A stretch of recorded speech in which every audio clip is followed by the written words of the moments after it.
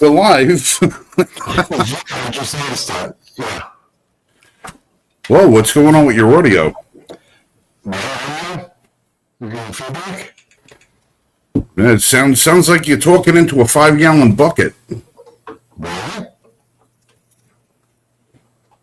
Yeah, it's rough. It's all every time you talk, it's all static.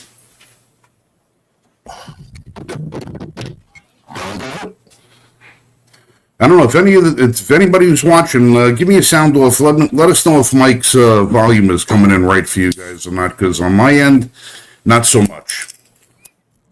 In the meantime, I'm going to say thank you for joining us to this week's edition of the Weekly Roundtable. I'm co-host and co-founder of the Liberty First Foundation, Frank Johnson, host of the ever-popular YouTube channel, The Range Report, all-around good guy. And some people call me Maurice. To my immediate right is Michael Vasquez, New York's only true independent journalist, man who tells it like it is from start to finish. Joe Dowling says, I sound great, but Mike is very rough. Really? Okay. Let me check something here. Yeah, you check them. For the show, I want to determine something.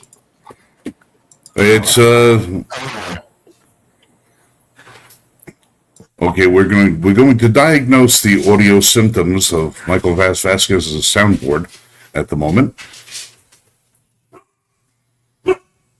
All right, so while he's figuring that out, I'm going to just jump in real quick. And, there we go. Yeah, it was in the setting. Okay, I know what it was. What's going on, Mr. Vasquez? How are you this evening? I'm doing well, Frank. And hello, everybody who's watching at home. Glad to have all you guys here with us on a Wednesday. So what's new and exciting in your world down there in, I should say up there in the Bronx, other than the new statue that I seem to see that they installed somewhere in Midtown in Times Square? Did you see this thing? No. Oh, no, I don't know. It at first glance, it kind of looked like a new statue that's been erected. It's a 12-foot tall statue of what looks like Letitia James. Oh, yeah, that wouldn't surprise me. Many of the leftist organizations in New York are trying to rally behind her because, she's black and a woman. So there you go. Well, I don't think it is her. I just think it's eerily reminiscent of her. It looks kind of like her, but it's supposed to be a composite of every New Yorker. From what I understand, this is a compilation. No way in hell that if you were to take a composite of 8 million people in New York City, it would look anything like Letitia James. Not even close. Wouldn't be the same skin color, height. It wouldn't be the same gender. It wouldn't be nothing. It would not be Letitia James. So, no, they can say anything they want. The reality is, they're trying to pump up her public image because she's a criminal, and she did so willfully, and the Democrats are scrambling to try and find a way to preserve her because that preserves their power. Because they know they're caught red-handed, and that's the problem. So they'll have 1,001 excuses, and you just don't understand. And they always like to say, "You just don't understand. You're misrepresenting." Blah blah. Fact is, think about New York City. Yeah, okay, I saw that for a second. It's stupid. First of all, we don't need the statue. It's a stupid idea. It's a waste of public money. And no, if you base anything on the public in New York City, you're not going to wind up with that. You're just not. This is politically. No, not with the way the demographic is broken down. No. Well, that was the one thing from New York that that was just the one thing from New York that I spotted. I have been busy the last couple of weeks. I really haven't had a whole hell of a lot of time to sit and pay attention to the local news or even the world news for that matter. And I'm good. Oh, I got Rick Separovich is calling me right now. Who's calling? Rich, who was at the NRA with me for the whole week. Ah, okay. He's been on the show. You guest hosted with him for a few days. Okay. Yeah, I guess he must have forgot we were going live. Just Probably. I don't know. This shift to Wednesdays has been very difficult. No, I can understand that. No, I haven't been paying attention to the silly politics, and trying to protect Letitia James is silly politics. She's a criminal. She willfully committed crimes. She's trying to avoid accountability for the crimes she committed. It's not going to work. And the public isn't forgetting. Democrats will suffer throughout the city because of that. And that's really what they're looking at. They're trying to amend this to get through the next election cycle, which is this year. So they're trying to get through that with the mayor's race and some of the other positions, the city council. They're trying to hold back any kind of backlash as long as they can so that they can get their candidates through, so they can get Cuomo as mayor, which is just insane. And they're trying to push that through, and anything that allows them to maintain as much power as possible, that's what they're looking to do. But it's a silly story. She needs to go to jail. It's that simple. Because, and here's the reason why I say she needs to go to jail, but I didn't say that about Trump. Trump was charged with something no one else has ever been charged with. He was charged with that 34 times for he took one action and they charged him 34 times for that action, trying to manipulate and multiply his punishment because it was political. And he didn't know he was breaking the law when he made one signature on documents that his staff were working on and were implementing. He didn't know. Again, that's by his words. Okay. So if they're going to go that extreme, and they went as extreme as the law would allow them to be, Letitia James, who is an attorney, Trump isn't, who is an attorney general, Trump isn't, who is fully aware of the law and the ramifications of all of her actions. I won't even pick on when she was 20 years old and lied and said she married her father. I'm not going to pick on that many years ago. And so the statute of limitations is long past. And young woman starting off her career, getting a great big boost from her family. But fine, families help each other. I'm not even going to question that. What she did with Virginia is illegal, and she knows it. It is something that would cause her to lose her position, and she knows that. She willfully did so and has been trying to avoid accountability. We should hold her accountable like any other person in America. Because if you did this, I did this, we would be in jail. We would be punished to the fullest extent of the law. They'd fine us and throw us in jail. But Letitia James is somehow special because Democrats look at their own very differently.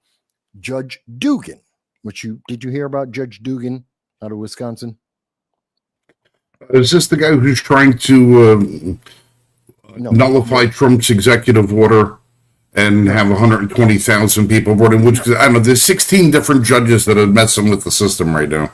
There's 3. But Judge Dugan is the woman who literally was impeding immigration, ICE, where she... Oh, the one that got locked up. Huh? The one that they arrested. Yeah. Well, they arrested a couple of them. There's 2 judges out of 3 that they arrested. Yes. But she specifically, she closed down her courtroom. She escorted an illegal alien who was in her courtroom for violent crimes against women, escorted him out the courtroom so that he could evade prosecution by federal authorities. That is a crime. And you will hear, and I have been hearing for quite some time now, Democrats trying to say, oh, no, but you just don't understand. This is different. It's Trump is going after judges with the law. They keep saying this. The left doesn't understand. They're very upset about what Trump is doing, and Trump is, in every case they point out, following the law. It's just that Democrats and many Republicans have not enforced the law in decades. So they're shocked because someone is actually doing what the executive branch is supposed to do, enforce the existing laws. They don't like that. They thought that because we had the status quo and no one was paying attention to the law, they could get away with anything they wanted. Now they have someone who's actually saying, no, this is the law. I'm enforcing the law to improve the nation, and they're losing their minds. And so Letitia James, Judge Dugan, they're all the same ilk. Well, let me quote the immortal Reverend Jeremiah Wright. Their chickens have come home to roost. All these. Who that is? What's that? Most people don't even remember who that is. Yeah, well, that's part of my problem is that when something is committed to my memory, it kind of stays there forever. Yeah, I remember. He was Obama's pastor, and he is known for massive controversies, being somewhat racist, very socialist, very political. Well, he's one of the founders of the black liberation theology. The guy's just bad news all the way around. But I'm finding it so funny that all of these laws that have been on the books for years, when the Democrats try to figure out, well, why are they doing this? Well, listen, you had a part in passing these laws. You had a part in passing these laws when it was Hillary Clinton and Bill Clinton that were the ones talking tough on immigration, the one talking tough about closing the borders down and sending all these people back to where they came from, and prosecuting lawbreakers and having to pay heavy fines and wait on long lines, and all of these things were written into law during those times, and these are the people that did it, and now they have absolutely no idea that, guess what, the law applies to everybody. It just doesn't apply to the select few that you think it should apply to. But then again, they've been getting look at our gun laws. Look at have we heard anything about Hakeem Jeffries, chief of staff, who was arrested on Capitol Hill for a gun charge? Or was it it wasn't Hakeem Jeffries, it was Cory Booker. It was Cory Booker. Yeah. Senator Cory Booker, yeah. If I try to bring a gun onto Capitol Hill, I would still be in seclusion right now. They would still have me in isolation. But one of his staff members does it, and apparently it's fine. There's no big deal. Yeah, they brushed it. Yeah, all of the laws that apply to you, that apply to me, don't ever apply to them. But when you have an executive branch that's going to say, you know what, we're going to take a different path on this, and you're going to be held accountable. Now they're all screaming that it's foul play. Well, they want to pick on everything if it's not an approved message coming from the mainstream news media, which is 80 to 90% left-leaning, according to all polls and surveys that have been done, then they don't want it discussed at all, because it's been sanitized by ABC, CBS, MSNBC, CNN, the New York Times. They've sanitized the stories and prioritized the stories. And that's why we know for a fact that if you're looking at the evening news, CBS, ABC, NBC, from the day Trump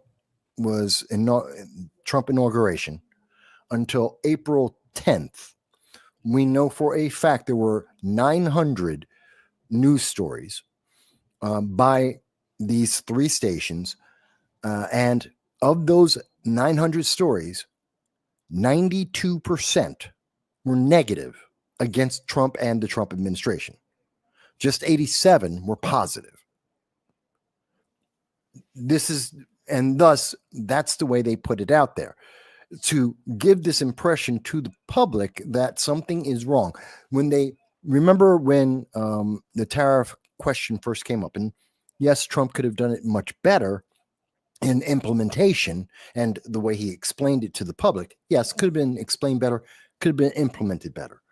But the reaction by the mainstream news media, well, they jumped off a cliff and said, fear-mongering.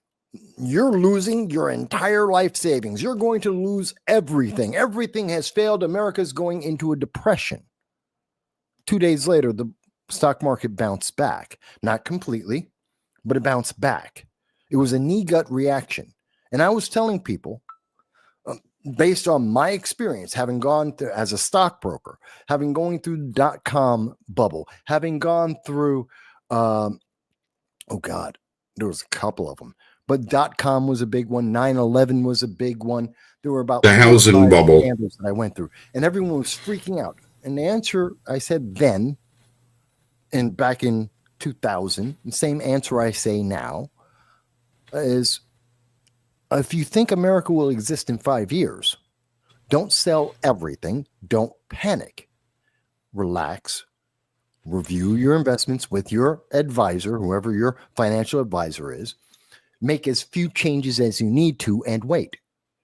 Because this is an emotional reaction pushed by the media, not by Trump, not by the tariffs, by the public, reacting to the news media saying you're going to lose everything.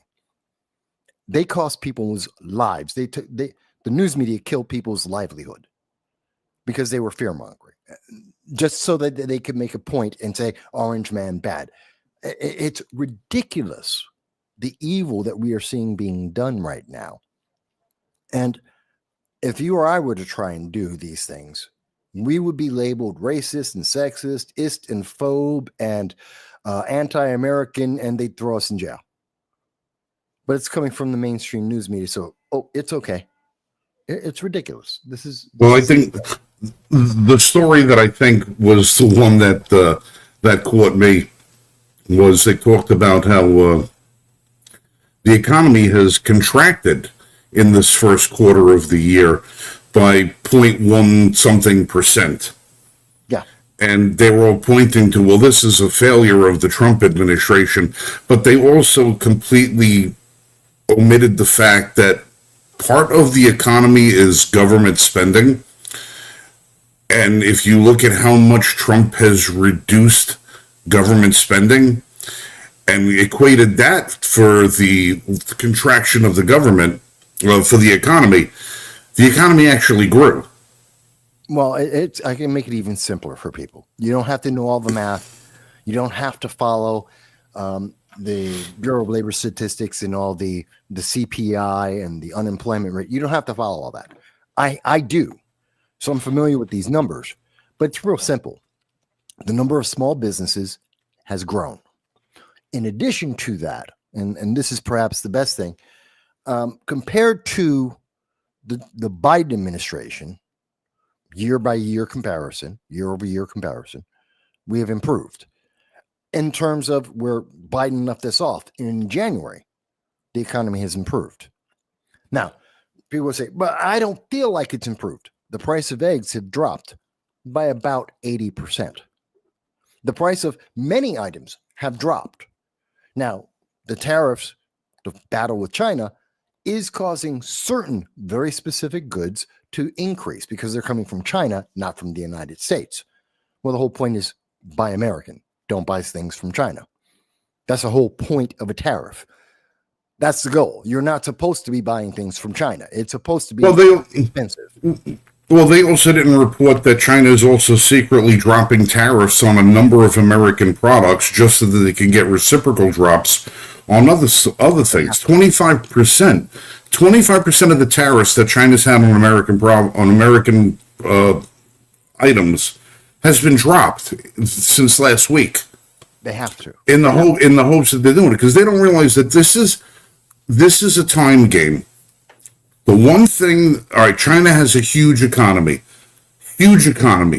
but what they don't have is time. China's economy is based on day to day to day. And what Trump is doing is waging a calendar war. It's not a financial war against China. It's a calendar war. We can win. We win by now. It's even been said. Art Laffer even came out and said the same thing. I know, but it's to characterize it properly. We can wait. We can outwait China. The whole thing for China is they need our products and our buying more than we need theirs. That's the whole problem for China. Right, and we can outweight them. Yes. And there's a tremendous amount of unrest brewing in China right now because their economy is hurting substantially worse than ours is.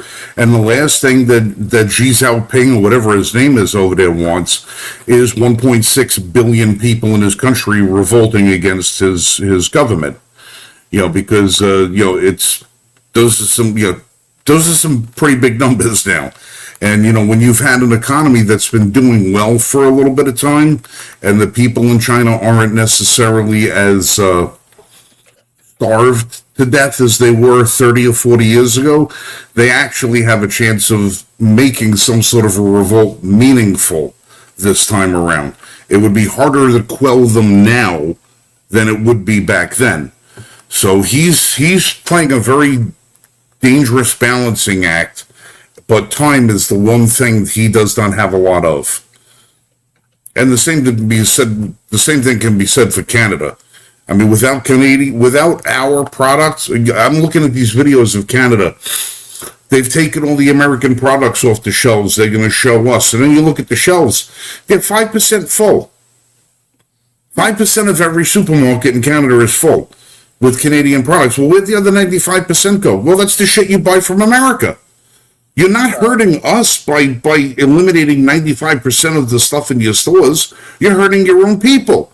Drop your bullshit tariffs. We're not quite that big. We are a major, I'd say about 60%. Well, I'm looking at some of these things. I'm seeing 10 rows of empty store shelves and like one row of stuff that they do have.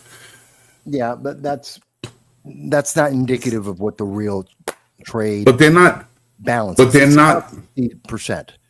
But they're not hurting us. Huh? The point is we are not hurting because of Canada. Canada is hurting because of us. Oh yeah. If they want to play fair, drop your ridiculous tariffs on the United States products because so much of your people need American products is you don't have the manufacturing up there. You don't have the production means up there. You don't have that. What you have up there is assembly. You don't have manufacturing. We have manufacturing here and we ship stuff up there to get assembled, like cars. They have auto plants and stuff over there. They don't have foundries up there where they're actually casting the motors and all the parts and doing all that. They're getting finished product shipped there for final assembly. And then they come back down here. They don't have the production. Yeah, they made the move to a service economy before Obama decided to make America become a service economy. So they were already in that. They were already the service industry to the United States, and they still are. And they're still very much dependent on us. But again, it's the way the media is framing this. And it's been true for most of the things in the past 100 days plus of the Trump administration. The media is trying to find a way to say Orange Man bad as often as they possibly can because they think, and realistically, that's the only strategy that Democrats and the left have. They have no plan. They offer no plan. The only thing that they had, which they offered under both Joe Biden and Kamala Harris, was throw money at it and kick it down the road. And everyone's fed up with that. And so we're going down a very different path, which is bumpy. Absolutely. It's not going to be simple and it's not going to be it's not an overnight solution, but it is improving. And it is. And I was just listening to this guy, Dylan Burns. I don't know if you've ever heard of him. He's a far leftist. He's there with Vosh. In fact, he was interviewing Vosh earlier today. And I was listening into it because I do listen to the left on a regular basis. And you got to hear what they're saying. They're not looking at the reality of the facts. They're only talking about their feelings, how they feel about this, whether it be Ukraine, Russia, or the economy. They feel like things are going badly, but they can't point it out. I had last week, I was doing a show, and I had a leftist, a guy called Dan from the internet, who's also a socialist leftist, used to be on the Young Turks. And his whole thing was, he was like, my feelings. I feel like Trump is bad. I feel like MAGA is bad. And I kept asking him, where's your facts? Where's a fact of what's bad? Other than, and again, are tariffs affecting the economy to an extent? Yes. Is that a bumpy road for investments? Absolutely. Is that bad for America? I don't believe so. And that's a long-term question, not a short-term question. What else? They don't have answers. They just have orange man bad. And that's sad, because America's politics isn't about, do you like the president? I don't care. No one should care. And that's not in our Constitution. It's not part of the oath of office. It's not on the ballot in the elections. I don't care if you like any particular candidate, because that's meaningless. People are going crazy. AOC is going to run for president. She's young. She's got energy. That's meaningless. Is she good? Is she effective? Is she efficient? Is she going to follow the Constitution? And by the way, she's a member of the Democratic Socialists of America. So the answer is no, because their policies are, they want to break the Constitution. They want to break the amendments, and they want to rewrite them all. So no, she's not effective. She's not efficient, and she's not trying to uphold the Constitution. So she's young. Who cares? I was young once too, and I was drunk a lot when I was in college. But I was young. That doesn't mean anything. That's not a qualification for anything. This guy, Dylan Burns. Oh, we need young people, and same thing that we're hearing from David Hogg. We need young people in our Congress. Why? Because they're young. That doesn't mean they're good. We got to get away from these kinds of silly statements, that we're hearing from the left. We don't change. We don't. We don't have to get away from them. Let them keep going with them. Let them keep going with the nonsense, with the stuff that doesn't make anybody's life any bit better. They don't understand. The Democrat Party is not a party of solutions or ideas. It's a party of labeling. It's a party of marketing. It's a party of failed objectives and failed ideas, because they don't understand that the platform that they're standing on has been tried 100 times in 100 countries and failed every time, to the cost of hundreds of millions of lives. They don't see it. Understand that. I think they do. They just think the public's memory is literally, they count on it being less. Well, it was communism, but it just wasn't done right. We can do it right this time. How many times are you going to parachute out of an airplane without the parachute?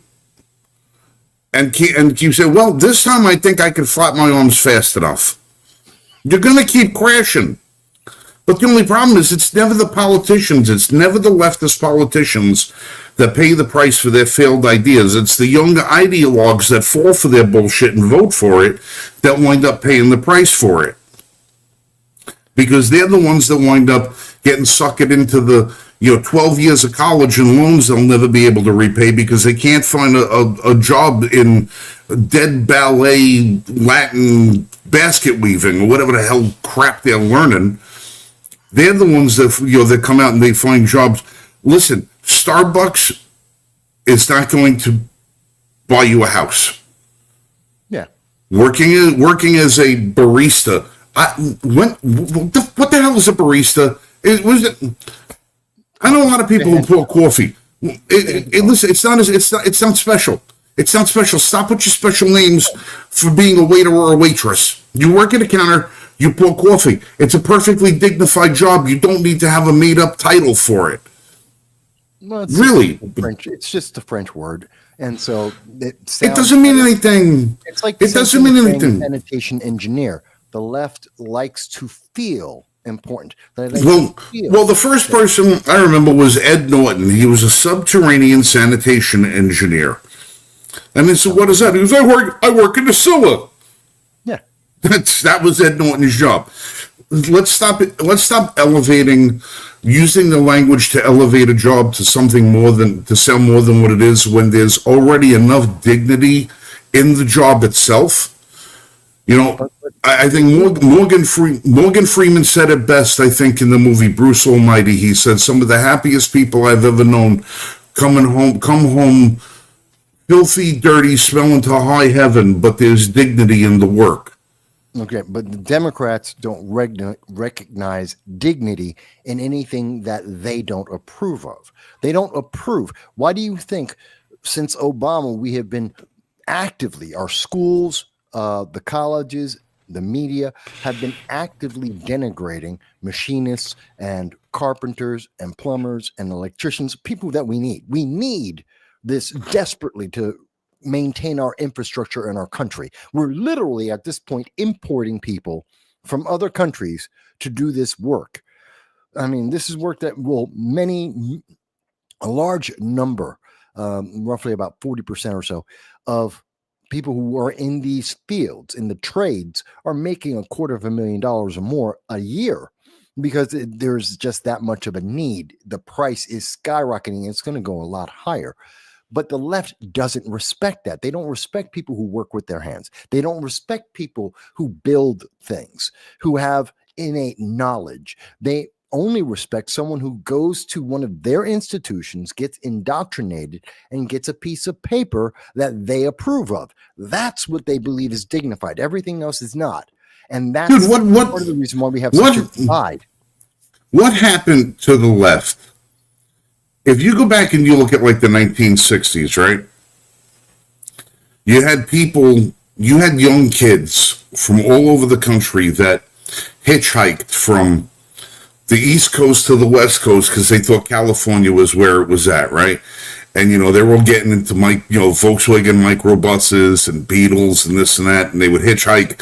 And what would they do? They would work their way across the country doing menial jobs to try and get from one place to another. And there was a little, cite them for what they were, the hippies and freakies and all the rest of that. They actually earned their way across the country. They worked their way across the country.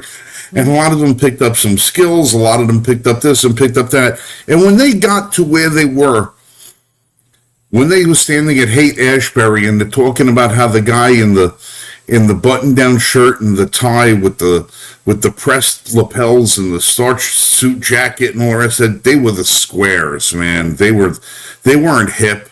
They didn't, they weren't the rebels. They weren't the ones that, were fighting against the man. They were the man. All of those. And now what do? They look at the same positions that they used to condemn years ago. The white collars, the faculty, the establishment, all the rest of it. And if you're not one of those people, you're they denigrate it. You're disgusting. You're vile. You're a loser. What do you mean you work with your hands? It's such a weird shame to see how the guy from the Sex Pistols came out and said, the conservatives are the new rock and roll.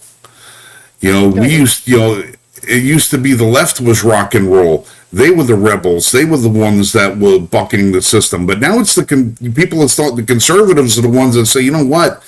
No, your system sucks. Your system sucks. This is the freedom is the way to go. And now the left, You talk about switch, they always talk about how the Republicans and the Democrats switched parties in the 60s, which it never did. No. It never did. It's the same damn parties. It's just that people's eyes are starting to get open to the lies that were told on both sides. And the lie that's been told on the left is that unless you're in academia, or you're one of these people, these protest types that, 14 colored dyed hair, 60,000 piercings in your ears, 1,400 tattoos, you're gluing yourself to the roadway, you're throwing paint on artwork, that's hip and cool. See, you just hit on something I think it's very important. We have to stop calling these things protests. Like over at Harvard, over at Columbia, when they're taking over buildings, when they're attacking people, when they're using violence, they're destroying property, when they're impinging on other people's rights, they are not a protest. If you want to protest, I'm perfectly happy with people protesting. I have no problem with the First Amendment. You have a right to protest. Fantastic. I have gone live, walking around, showing people how some of these groups protest. I've done that. But the second that you threaten, and during those events, were they protests? No. The second that people started saying, oh, we have to attack Mike because he's live streaming and he's on the right, then it stopped being a protest, and now it was something very different. When they took over the buildings this week, we're seeing these same leftists go into these colleges that people are spending $100,000 a year to go to, and they're taking away their time to be able to study and to get the degrees that they want to improve their lives. They are burnt. They're taking over the buildings. They're attempting, if not succeeding in some cases, arson, destruction of property. They're breaking all kinds of laws as well as the rules of that college. That's not a protest. That's a riot, possibly an insurrection, depending on how you want to define it. They're not protesting. These things are not protests, not in any way, shape, or form. And the proof of that is if you and I, Frank, go to any of these colleges and we set a leaf on fire, we're going to jail for arson. These kids are taking over the buildings, destroying the property and setting it on fire, threatening their fellow students. And they're being told, oh, well, it's just freedom of speech. No, it's not. That's not freedom of speech. And stopping them from doing that is not removing their freedom of speech because they aren't using it. They're instead committing a crime, multiple crimes. We need to call that out for what it is. And that's why you see this big argument at Harvard and all these colleges. Oh, we're losing our freedom of speech. Oh, Trump's going to defund NPR, PBS, and Harvard and all the colleges. Good. Harvard has $52 billion in assets. NPR and PBS should be competing like Harvard in the marketplace of private businesses. They say they're private. They don't want government control. Fantastic. Don't take government money. Compete in the marketplace of ideas, and either you fail because no one wants what you're providing, no one wants to pay you for it, or you succeed. One or the other. But don't. Well, you got that. Both. Go ahead. Well, you got that moron from ESPN, Jameel Hill, whatever her name is. Jameel Hill, she's out. She's not at ESPN. She hasn't been. Well, she was formerly of ESPN. Well, I've never watched ESPN a day in my life, so I have absolutely no idea. I'm the only guy in the world who doesn't give a shit about sports one way or the other. I don't follow it either, but I know the story. Yeah, she was kicked. Yeah, I know boxing. I know boxing. I know MMA. That's what I know. I don't know any of this football, baseball, hockey, basketball. I don't follow any of that crap. She said that the reason Trump wants to cut off funding from PBS is because she believes that Trump thinks Elmo's black. What? Yeah. Apparently she thinks blind? Is that what she said? That Elmo, well, she thinks that Elmo is representative of a black character, and that's why Trump wants to defund public broadcasting because Sesame Street is geared too much towards minorities. There's too many minority characters. Oh my God. So she's trying to use the race card. She's trying to justify it. And in doing so, this is like when people say, well, orcs are black. Why are you insulting black people? Why are you? She's insulting black people. Oh, so we are now a caricature. So we're Elmo is, and I don't know it well, but I know the character. So he's infantile. He has low intelligence. He's basically a child. And so she's therefore calling black people childish, infantile, needs to have constant care to take care of them, is incapable of doing anything on their own. This is what Jamila Hill, per what you've said, if she is comparing black people to Elmo, then she is absolutely, and there's no way to look at that and not say, you are absolutely insulting black people. You have a low opinion of black people. In fact, that I would say that's possibly racist from Jamila Hill. So she because that's what she thinks of black people, apparently. Otherwise, why would you say, of all the people, of all the different Muppets you could possibly pick on Sesame Street, you're going to say black people are like Elmo. And Elmo's what? Red? He's the red color? Hell, Ernie, Bert and Ernie's closest. I mean, he's actually like brown skinned, but he's a brown skinned Muppet. But fine, she wants to go with Elmo. She's a racist. To say that is racist, and they don't think about it. To say that black people are orcs, like in D&D or in the Rings. Well, what I always find exceptionally humorous about this is that when you have a lot of the race baiters will take a fictional character and ascribe upon them a race that nobody else has ascribed to that fictional character. Well, who's the person who thinks that? It's you. You're the person who thinks it. You've projected yourself or your own self-image on this fictional character, and then you believe that the fictional character represents an entire race of people because of what you believe. So you stereotyped it. You projected that image on there. It's not what somebody else did. Now listen, there are clearly, if we look at the Muppets, and you look at the history of the Muppets, Sesame Street, and when they came on, there are clearly distinctions that are drawn between certain characters and certain ethnicities. Kind of. Okay, you can look at it. There's a lot of Muppets. Right. Depends right. Jim Henson himself has, said these were representative of these groups. These were representative of these groups because they wanted the kids to see a bunch of Muppets representing different races, different colors, different cultures, different creeds, because they wanted to teach the kids that everybody could get along. So when you saw things that kids would represent in their own mind, well, that clearly looks like somebody that I know. This looks like somebody I know. It was meant to be that way, but it wasn't meant to be done in a derogatory fashion.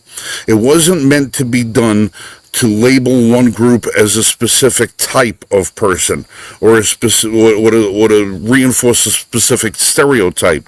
It was about the appearances of it, and everybody managed somehow, God help it, everybody on the show managed to get along. They managed to get along just fine. They're not racist, nor are they using racism to get an advantage, which we see today from Jamila Hill. We're seeing that from Jasmine Crockett. We're seeing that from AOC. We're seeing that from the left. They love to use race because the moment you start saying racism on the left, they shut down. They no longer listen to anything else. Oh, you've been labeled, so I don't have to listen to you anymore. And they stop listening, they stop hearing anything, and they go into their bubble, even though that's incorrect, but they don't care. And they know that. And Jamila Hill knows that. Jasmine Crockett knows that. They know that this is a way to stop their leftists from hearing ideas that would refute what they have promised these people, what they have lied about. This is the way they protect their power, and that's what this is about. It's about power because it's Trump. Let's be very clear, and I've heard this argument many times from the left. Many people, Voss has said this, Dylan Burns has said this. We've heard many pundits have said this. Trump is doing something illegal. He needs to be impeached because he's being illegal. Because only Congress, as an example, only Congress can shut down a department of government. They can create one and they can defund it or destroy it. That's true. Congress can create a Department of Education or FBI, whatever department, ATF. Yes.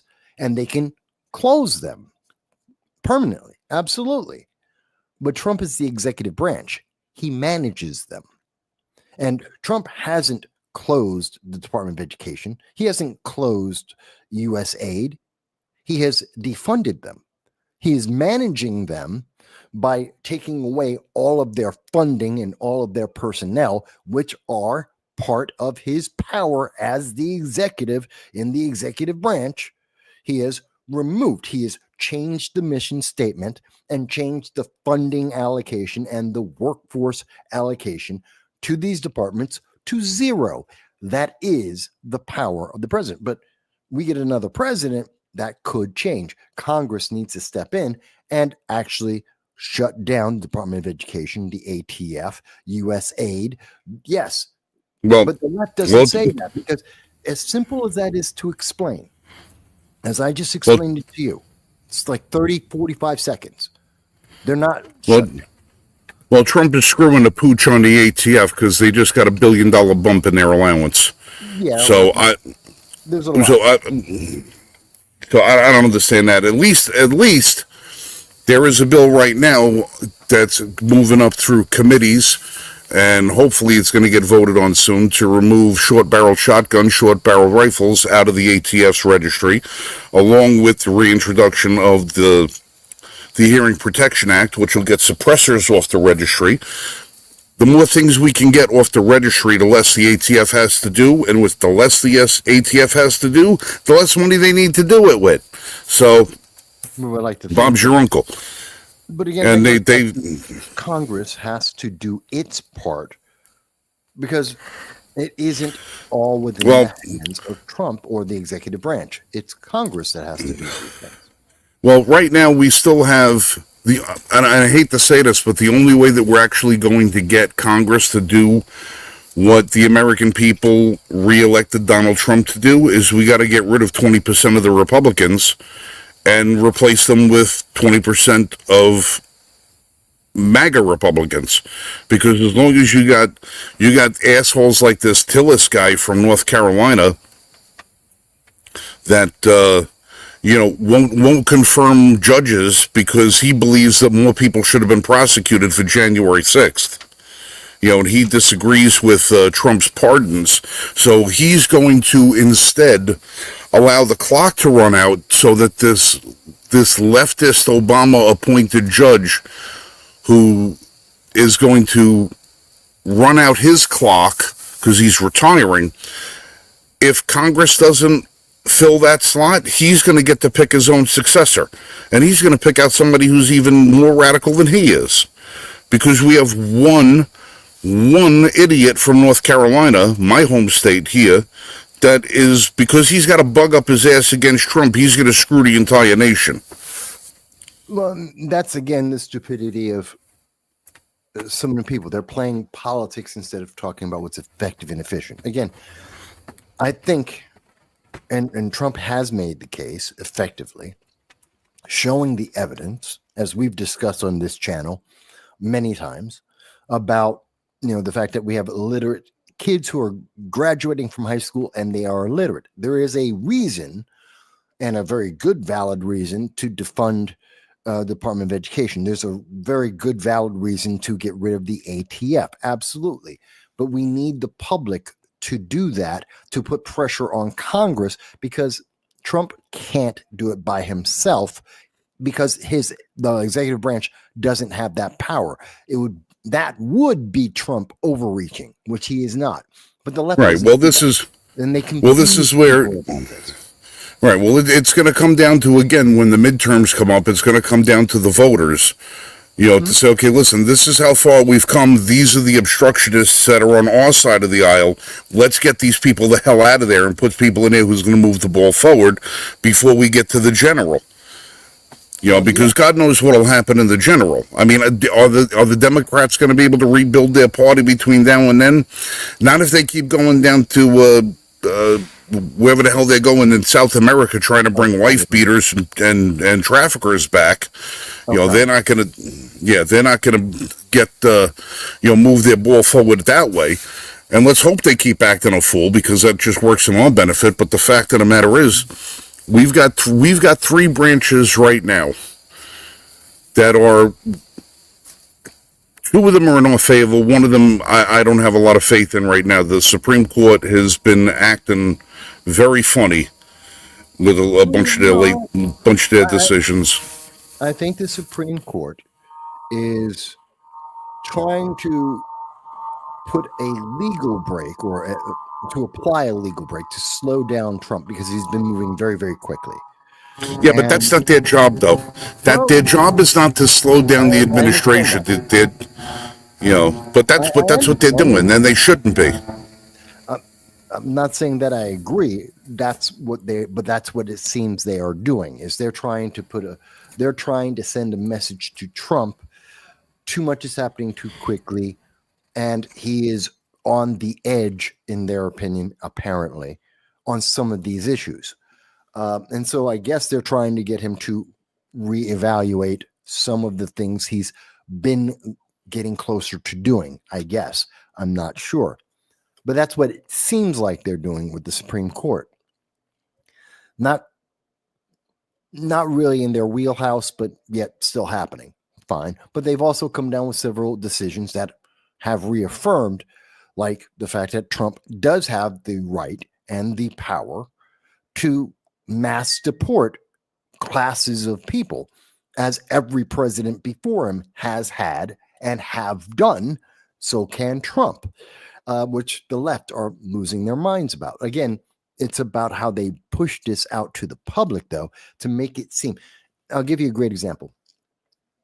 Over the last couple of days, I'll ask this real easy question, Frank. Can you deport an American citizen? Can I deport an American citizen? Can anyone in America deport an American citizen? There would have to be certain sets of circumstances to deport an American citizen. One of them would have to be a denunciation of their American citizenship, because deportation. That's voluntary action on their part. They rescind their American citizenship. That's one of the conditions, because there are people that have denounced their citizenship but decide not to leave. If you've renounced your citizenship, now you're eligible. It's okay. You're not an American anymore.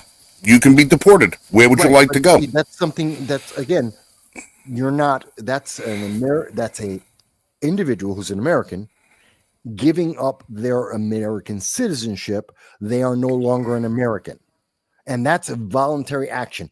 The government can't force you to do that. They do that on their own, and anything that happens to them after that fact is no longer about America. Right, but that's when this government can deport somebody.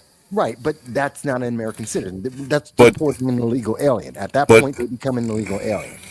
Right, and that's the thing. And illegal aliens don't have all the constitutional protections that Americans have. That's true. So again, let me ask again, and I'm doing this for a reason, but I want to be very clear. So is there any way that an American citizen can be deported by the government? No. That's correct. There is nothing in our government that no matter who's president, no matter what's going on in Congress or the Supreme Court, the government cannot deport any American citizen, nor can they take away an American citizen's citizenship. Cannot be. People can voluntarily give up their citizenship and thus be deported or have other actions happen to them because they become illegal aliens at that point. They're no longer American citizens. But no American citizen can be denied their citizenship, nor can they be deported. There is a huge argument over the last week about this. The left is trying to convince the American people that Donald Trump is going to deport American citizens. He doesn't have the power. It's not an option. They're like, but listen to what he said. It doesn't matter what he says. It can't be done. Cannot. And yet, there is fear-mongering. Go ahead. There are certain circumstances when American citizenship can be revoked. There are certain circumstances, You're not revoking. and I'll tell you what they are. It's rare that it can happen, but it can happen. It's called denaturalization. Grounds for revocation would be fraud or misrepresentation, somebody who got their citizenship fraudulently or illegally procured their citizenship. Concealment or misrepresentations. Federal court proceedings. The government has to initiate a civil lawsuit in federal court to revoke a person's citizenship, where the burden of proof is on them. But yes, a citizenship can be revoked. Like, for instance, if you gained your citizenship by saying you were married to an American citizen who turned out to be your brother. Right. But see, all right, there is just because you got the card doesn't mean that the government can't take it away from you with just cause. Okay. In that case, we're talking about a very specific group of people. We're talking about naturalized citizens.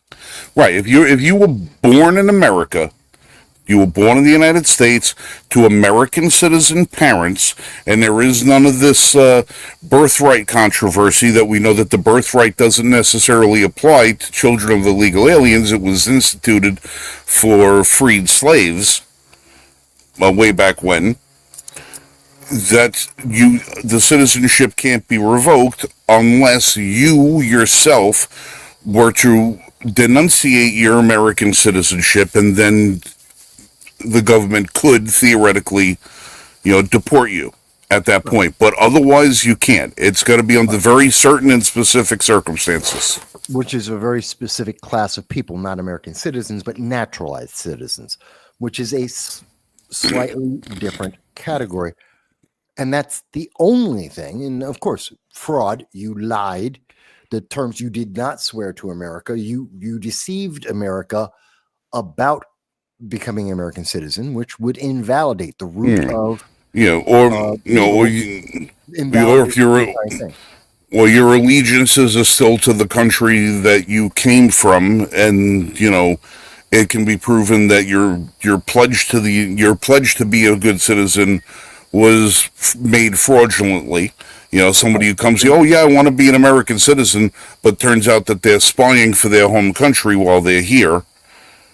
That's a circumstance. Right. They're terrorists. Then they lied to get in the door, to get in espionage, essentially. No, but my point on all of that was that the left is trying to push out, and there's been several articles on this. I've put out a couple of stories on this. They're trying to convince the mainstream public that Donald Trump's going to deport, or he's attempting to gain the power to deport American citizens to prisons in El Salvador or possibly in Kuwait, which is where he may be deporting additional illegal aliens. And this is ridiculous. This isn't close to true. Nothing's been said like that. No one's attempted that. And the power doesn't exist. That's fear-mongering. And it's so easy to understand. But we have generations of kids, again, going back to defunding colleges, defunding Department of Education. We have generations of kids who've never read the Constitution. They don't know what it says. They just agree with whatever they're told.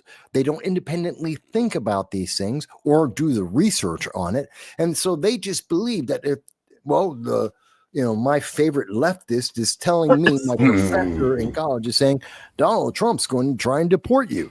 They think it's true because they don't even have the wherewithal to pick up their cell phone and just type it in. You can type it into a Google search and you will find out the AI, the searches will tell you instantly in 5 seconds or less, you can't be deported as an American citizen. It's not possible. And so, no, well, they'll tell you doing that. And it's they're going to turn around and tell you they can't trust the AI because the AI that people are using is Grok, and since that's owned by the elongated muskrat, that is not valid. You can any search engine I used. Oh, I know, but I'm just saying they'll have an excuse as to why that can't be trusted. But you want to know what's funny? And it's not funny, but it's sad. We go back to this conversation about why they're not teaching cursive in school anymore. Yeah. Now, when I grew up, it wasn't called cursive. It was called script. You learned how to write in script. You learned how to read in the script. I never heard the word cursive until I was in my early 30s. No, it was called cursive, and you learned cursive to write in script. Is the way. Well, to us, it was always script, and that was it. Mm-hmm. I get people come in. We talked about this, why they don't want to teach it. It's because all of our founding documents are written in it. And if you can't read it, you don't know what's in the founding documents. And then if you go to translate what's in it, you have to look at the source of the translation. Webster's got caught rewriting the Bill of Rights. They got caught rewriting the Bill of Rights so that it didn't say what it said. It said their interpretation of what the Bill of Rights was, specifically when it came to the Second Amendment. But what I find to be proof positive of this is when I'm at work and you have the 4473. Which is the federal background check paper that you go to NCIS for you to do your background check when you're buying a handgun or a rifle or a shotgun. There's a section of it where you have to sign your name. I honestly say this, that 75% of the people that come into my store that are under the age of 25, they cannot sign their name. Of course not. They have to print it. They do not know how to do a signature. They don't know how to do a signature. They spell it out. Now, we've got touch screens at work. Right. And there's a box that pops up and you have to write your name in the touchscreen.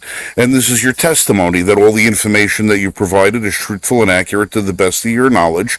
And this is the exact same thing that you would fill out on an affidavit or a court form if you were offering testimony. And if you lie on any of that, it's perjury. So you've got to sign your name. Now, we've got to compare the name when they sign it to their driver's license. It has to be a somewhat equal representation of what we see on their driver's license. 75% of the people under 25 years old are printing their name because they don't know how to write in script, and which means they don't know how to read in script, which means that whatever document you put in front of them, whether it be the Magna Carta, the Constitution, the Declaration of Independence, the Emancipation Proclamation, whatever it is that you put in front of them, they have no knowledge of what it says. To them, it's like it would be like reading a foreign language. They have no knowledge of it.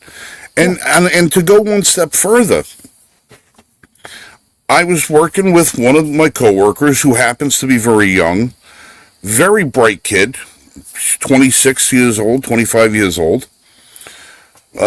Dude could ride with me any day of the week. I'd feel confident knowing I got somebody that has my back. Stand-up guy. I got a guy standing in front of me who's like in his 50s, and I turned the computer around and I says, all right, so if you just print your name and give me your John Hancock, we'll be on our way. And he looks at me and goes, what's that mean? Not the customer, the guy working with me. He says, what's that mean? John Hancock, I he doesn't says, know who it is. I says, what does what mean? He goes, what does John Hancock mean? And I says, you've never heard that expression? He said, no. I says, do you know who John Hancock was? And he says, no. Oh. I said, have you ever seen a copy of the Declaration of Independence? Probably not. And he says, yeah. I says, you ever see the big giant signature under the bottom of the text of the Declaration? The very first signator was John Hancock. And he says, well, I can't read that. And I said, what do you mean you can't read it? I can't read script. I can't read that cursive. Yeah. So it just goes to show you that we've got a tremendous gap, generationally speaking, not only about when it comes to education, but the skills it needs to learn about history. You can be taught history, but there are certain skills you need to learn in order to understand history. It would be like, you have somebody colorblind giving them a color test. If they can't tell what the colors are, there's no way they're going to pass the test. If you can't read the script, read the cursive, you're never going to know what the documents mean, and you can be told anything, and you're going to be forced to believe it. Joel says, ask a youngster what drop a dime means. I have no idea. It's true. They don't know what that means. If I go like this to somebody and I have my hand like this and I go like this, they don't know what this means, to hang up the phone. If I go like this to somebody in a car, they have no idea what I'm talking about because they've never seen a crank window before. Yeah. There are certain things we've lost generationally. And I understand certain things we've lost due to technology, but there are certain things that we've lost just because it's been on purpose.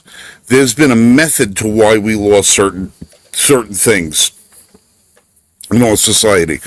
I have a friend who has a girlfriend who's very young, and we were sitting there talking about presidents and had absolutely no idea that there was a President Van Buren. There was no idea that there was ones, to be fair. Right. Oh no, I understand Van Buren, but when I asked about McKinley, no idea. Also, Taft, no idea. Well, Taft, people should know. Okay, Roosevelt, no idea. There was two of them. They had a choice. Right. Chester A. Arthur, no idea. There was not Die Hard movie. It was in Die Hard 2, 3. Well, you think that presidents that suffered gunshot wounds would be something that at least would have been taught at some point, in this young lady's educational career, but it's not. And I said, well, when did they start you with American history? And it seems that they're only learning American history from about 1915 on. They're not learning anything before that. They cover the Pilgrims to the founding to George Washington by the time they're in third or fourth grade, so that they know that they'll forget it soon enough because they want to get onto finger painting and lunch. They learn about slavery. America was racist. They learn that. They learn slavery, but they don't really learn details about it. They just know that it. They learn that. Well, nobody. If you talk to young people today, they don't understand the Virginia Compromise, what the Virginia Compromise was about, and that's where the 3/5 come in. They don't understand why that was in there. Some people take it as an insult that it was in there because they were taught to take it as an insult, as opposed. Oh, you're saying I'm only 3/5 a man? No, that's not what they were saying. That's not what it was saying in the Virginia Compromise. If you look at what it actually meant and why it was put into place, you'll understand that it was a predicate. It was a predicate to try and end slavery. That the only reason that they didn't do it then was to keep the 13 colonies together so that they could fight the British. This was the Virginia Compromise. There is so much that they don't know.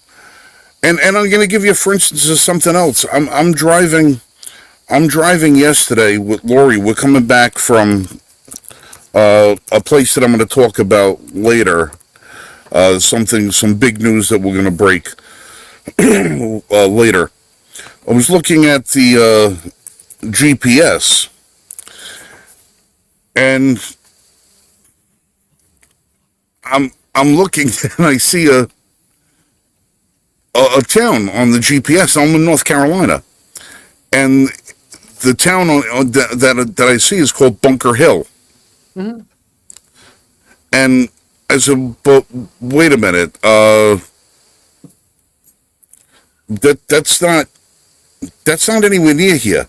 What are they talking about? And it turns out it was a town that was named after Bunker Hill, for the Battle of Bunker Hill.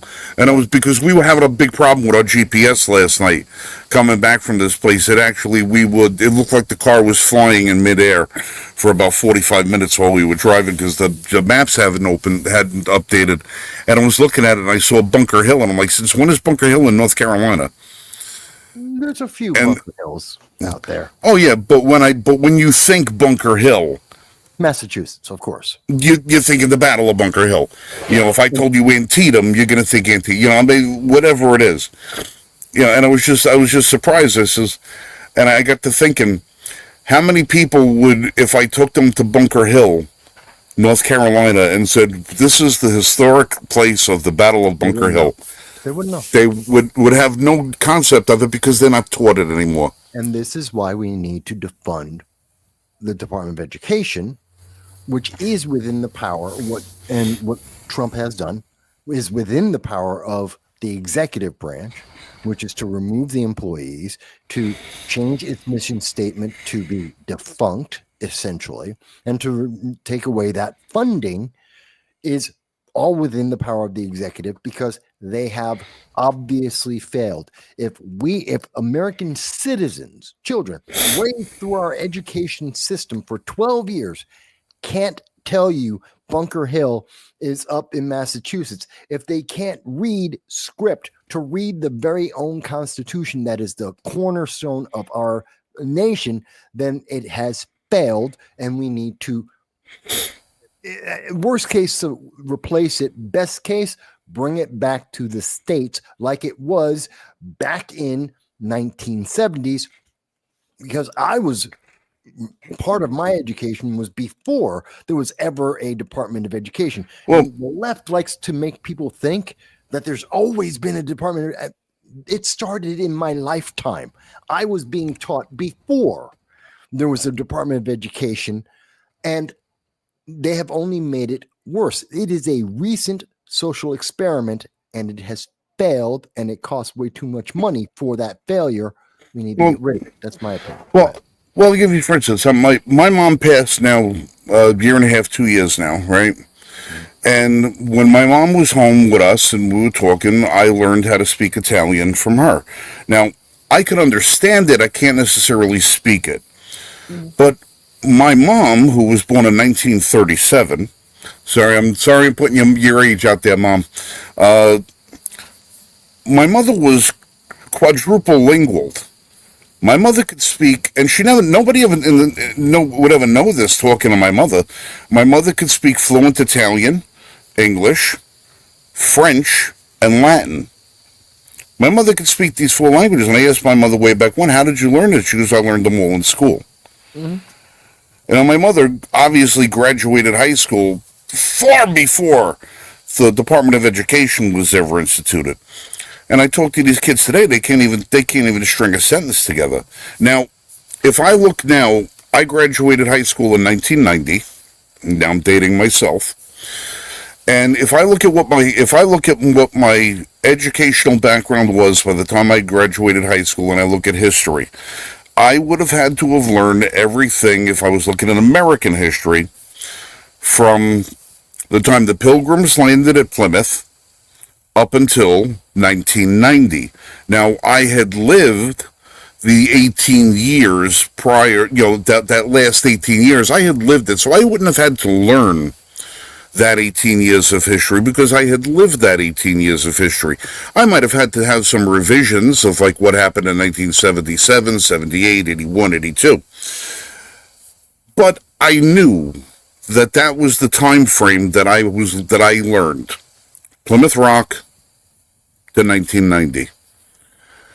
Today, you go 34 years later, 35 years later, kids today now have got 35 years of additional American history they have to catch up on. Because now they have to learn from Plymouth Rock to 2025. An 18-year-old in high school has got to learn all the way up to 2025. So there's 35 years of additional history that American kids have to learn now. If they want to have the same information that I had, they have to learn that 35. So at some point, there is going to be some history, some American history that they're going to have to omit from the classroom just to keep that balance of time there. I do not agree with that. No, you can easily, if your focus is teaching the history. You're not letting me get my point out. Okay. What I'm trying to explain. If we look at, I went to school during the time of the National Board of Education, DEA, right? Department of Education. Oh, yeah. You did too. It was instituted when we were kids, but we both went to school at that same time period. So you and I both had the same curriculum growing up. The kids today are learning from basically the same curriculum under the same bureaucracy that we learned, except now there's more time that they have to learn about, which means they're going to take stuff out that they're not going to learn about because they only have 12 years to teach these kids whatever they're going to teach them. So what are they going to take out? They're going to take out American greatness. They're going to take out all the parts of the American history that made us great. Take that out and substitute it with all the ideological bullshit. They're taking out the 35 years that I learned extra, they're taking out. I understand. But my point is, you don't need to take out anything. You can. No, if it's taught I understand. If it's taught correctly, you don't have to, but they're doing it. I know, and the excuse is, it's too much information. We have to delete some to fit in the 12 years, which is a lie, and it is a failure. It's also why they got rid of teaching trades and home ec, and kids don't know how to balance a book or cook, and that's horrendous. And that's why I have a problem with all of that, because they're wrong, and it's being done on purpose. So again. And this is why people believe when you hear people like Vosh, when you hear people like Dylan Burns, when you hear people on the left, AOC, Ilhan Omar, when you hear them say these ridiculous statements that they have been making, these ridiculous accusations, these claims of legislation and attempts at power grabs that are ridiculous, inherently ridiculous, people believe them. They get terrified because they don't know anything and they don't know how to check. And again, some of these things are as simple as just type it into Google. Literally, can you deport an American citizen? Type it into Google. You don't have to believe me. Type it into Google. They don't have to believe Frank. Type it into Google and you'll find out in 5 seconds. Literally. Well, here's what Grace is saying. She's saying, I graduated in 86 and American history went up to the Kennedy administration in Vietnam. All right. Grace, that's because you lived the rest of history from that point. You had lived from that point. You were already alive during the time of Vietnam. You lived that. You were part of the living history. They didn't have to teach you what you had already lived through. The kids today, if you wanted to keep everything equal as far as what we know, the kids today who were born in 2010 going to school They don't know about the Reagan administration. They don't know about the Bush administration. I sell guns to people today that weren't alive when the Twin Towers fell. All right, that's a lot of history. Right. The recent history, they might be learning about the recent history, but something else is going to be taken away in order for them to learn that. And what they're doing is taking away the valuable parts of America's founding. That's why the kids don't learn script. That's why they don't learn cursive. That's why they don't learn the Constitution. They don't learn. They're omitting blocks and blocks just so they can teach them the ideological bent. Yeah, but I've never disputed what you're saying in terms of why they are doing it. I understand what they're doing and why. The argument is this is the reason why we need to get rid of them. That is the reason, because they have functionally taken away critical thinking from our kids. They've indoctrinated them. That's not the purpose, or should not have been the purpose, of a Department of Education, which is why we need to get rid of it. And Trump is authorized to do that by the Constitution because he's in the executive branch, which people don't seem to understand, or a lot of people don't know, and it's really sad. I did want to jump into something here because we've talked a little bit about freedom of speech, and just to refresh that, of course, Harvard and NPR and PBS go private. You're private. Sink or swim on your own. Don't take American money. It's real simple. Or if you take American money from the government, do what we say. Strings are attached. Yeah, if you're going to take my tax, if Harvard's going to take my tax money, why aren't they giving me a free degree? You know, again, because they say they're private, but if they're private, then they don't need government money. They don't need my tax money. They have $52 billion. Either if they're going to take our money, then they also have to listen to the rules as determined by our government. If they don't want government intervention, don't take the money. It's that simple. They're not going to go broke tomorrow. So I have no pity for them. But especially as they allow, and they have, and their indoctrination has created a fertile environment where we have Antifa and these radical leftist organizations going back doing the same. This is happening at the university, the Washington State University, or University of Washington. I forget which one which order that goes in, but in Washington State, the university, they just had the same thing that's happening at Harvard, where they had a group of Antifa bust on in, try to take over the building, tried to burn down $100 million taxpayer-funded $100 million building, and they tried to burn it down the day that it opened up. That was this week. This is what the indoctrination has resulted in, and I have a great problem with that. But I did want to talk about something that I think is very important. Before we get to, I know you have a couple things you wanted to talk about. You've heard today that since Sunday, there has been a massive escalation with India and Pakistan. Okay. Obviously, they're in a shooting war. Now, the news media, American news media, is trying to tone it down and say, oh, no, it's not that bad. That, we still got time. It hasn't become a war. 26 people died today. I believe 6 people died yesterday, the day before that. It's a shooting war. And I am very concerned.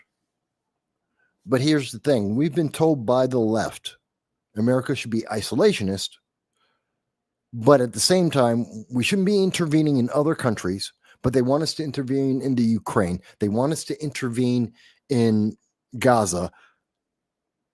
And what are they going to say now about India, Pakistan? I think we have to use our influence to stop this from becoming in a bigger war. And I think that is the right thing. And I think that's something that only the executive branch, the president, Donald Trump, can do. And God help us if we try and send someone like a Hakeem Jeffries over there to do it. The war will get worse. We need to have the executive branch try and use our power to suppress those two and stop them from going nuclear? What do you think? Well, what are they going after? Are they still bitching about the Kashmir region? Is that what they're still fighting about? This whole thing? That's where it all started from. Yeah, You would think that those two nations have got enough in common. they hate each other. You know, but that's the whole thing, though.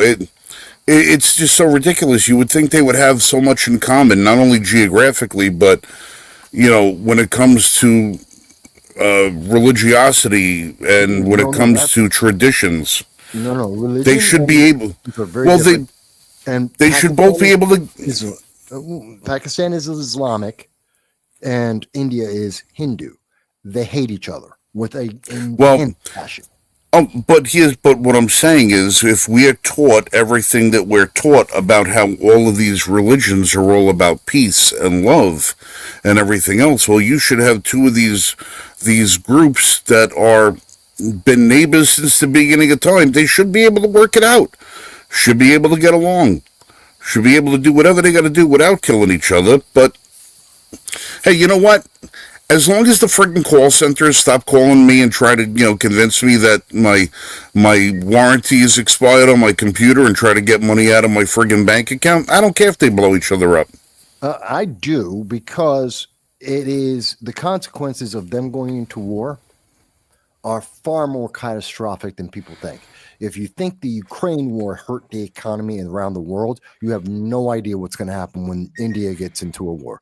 This will be catastrophic to global economies. It could cause a depression if they go nuclear, which is a real threat, unlike Belarus saying that they want to use a nuke on the behalf of Russia. That wasn't a realistic threat. That was just saber rattling. In India and in Pakistan, they are both nuclear powers that absolutely they're dying for the opportunity to drop a nuke on each other, which means that affects all of Southeast Asia.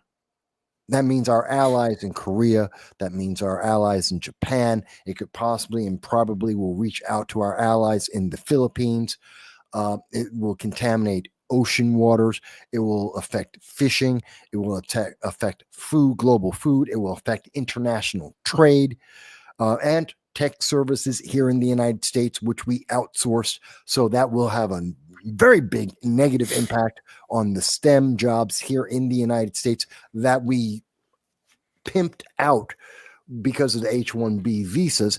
That's all interconnected. So we are absolutely going to be impacted by a war with India and Pakistan on a financial level, on an environmental level, on the number of refugees that will be coming into America from the most populated region of the world.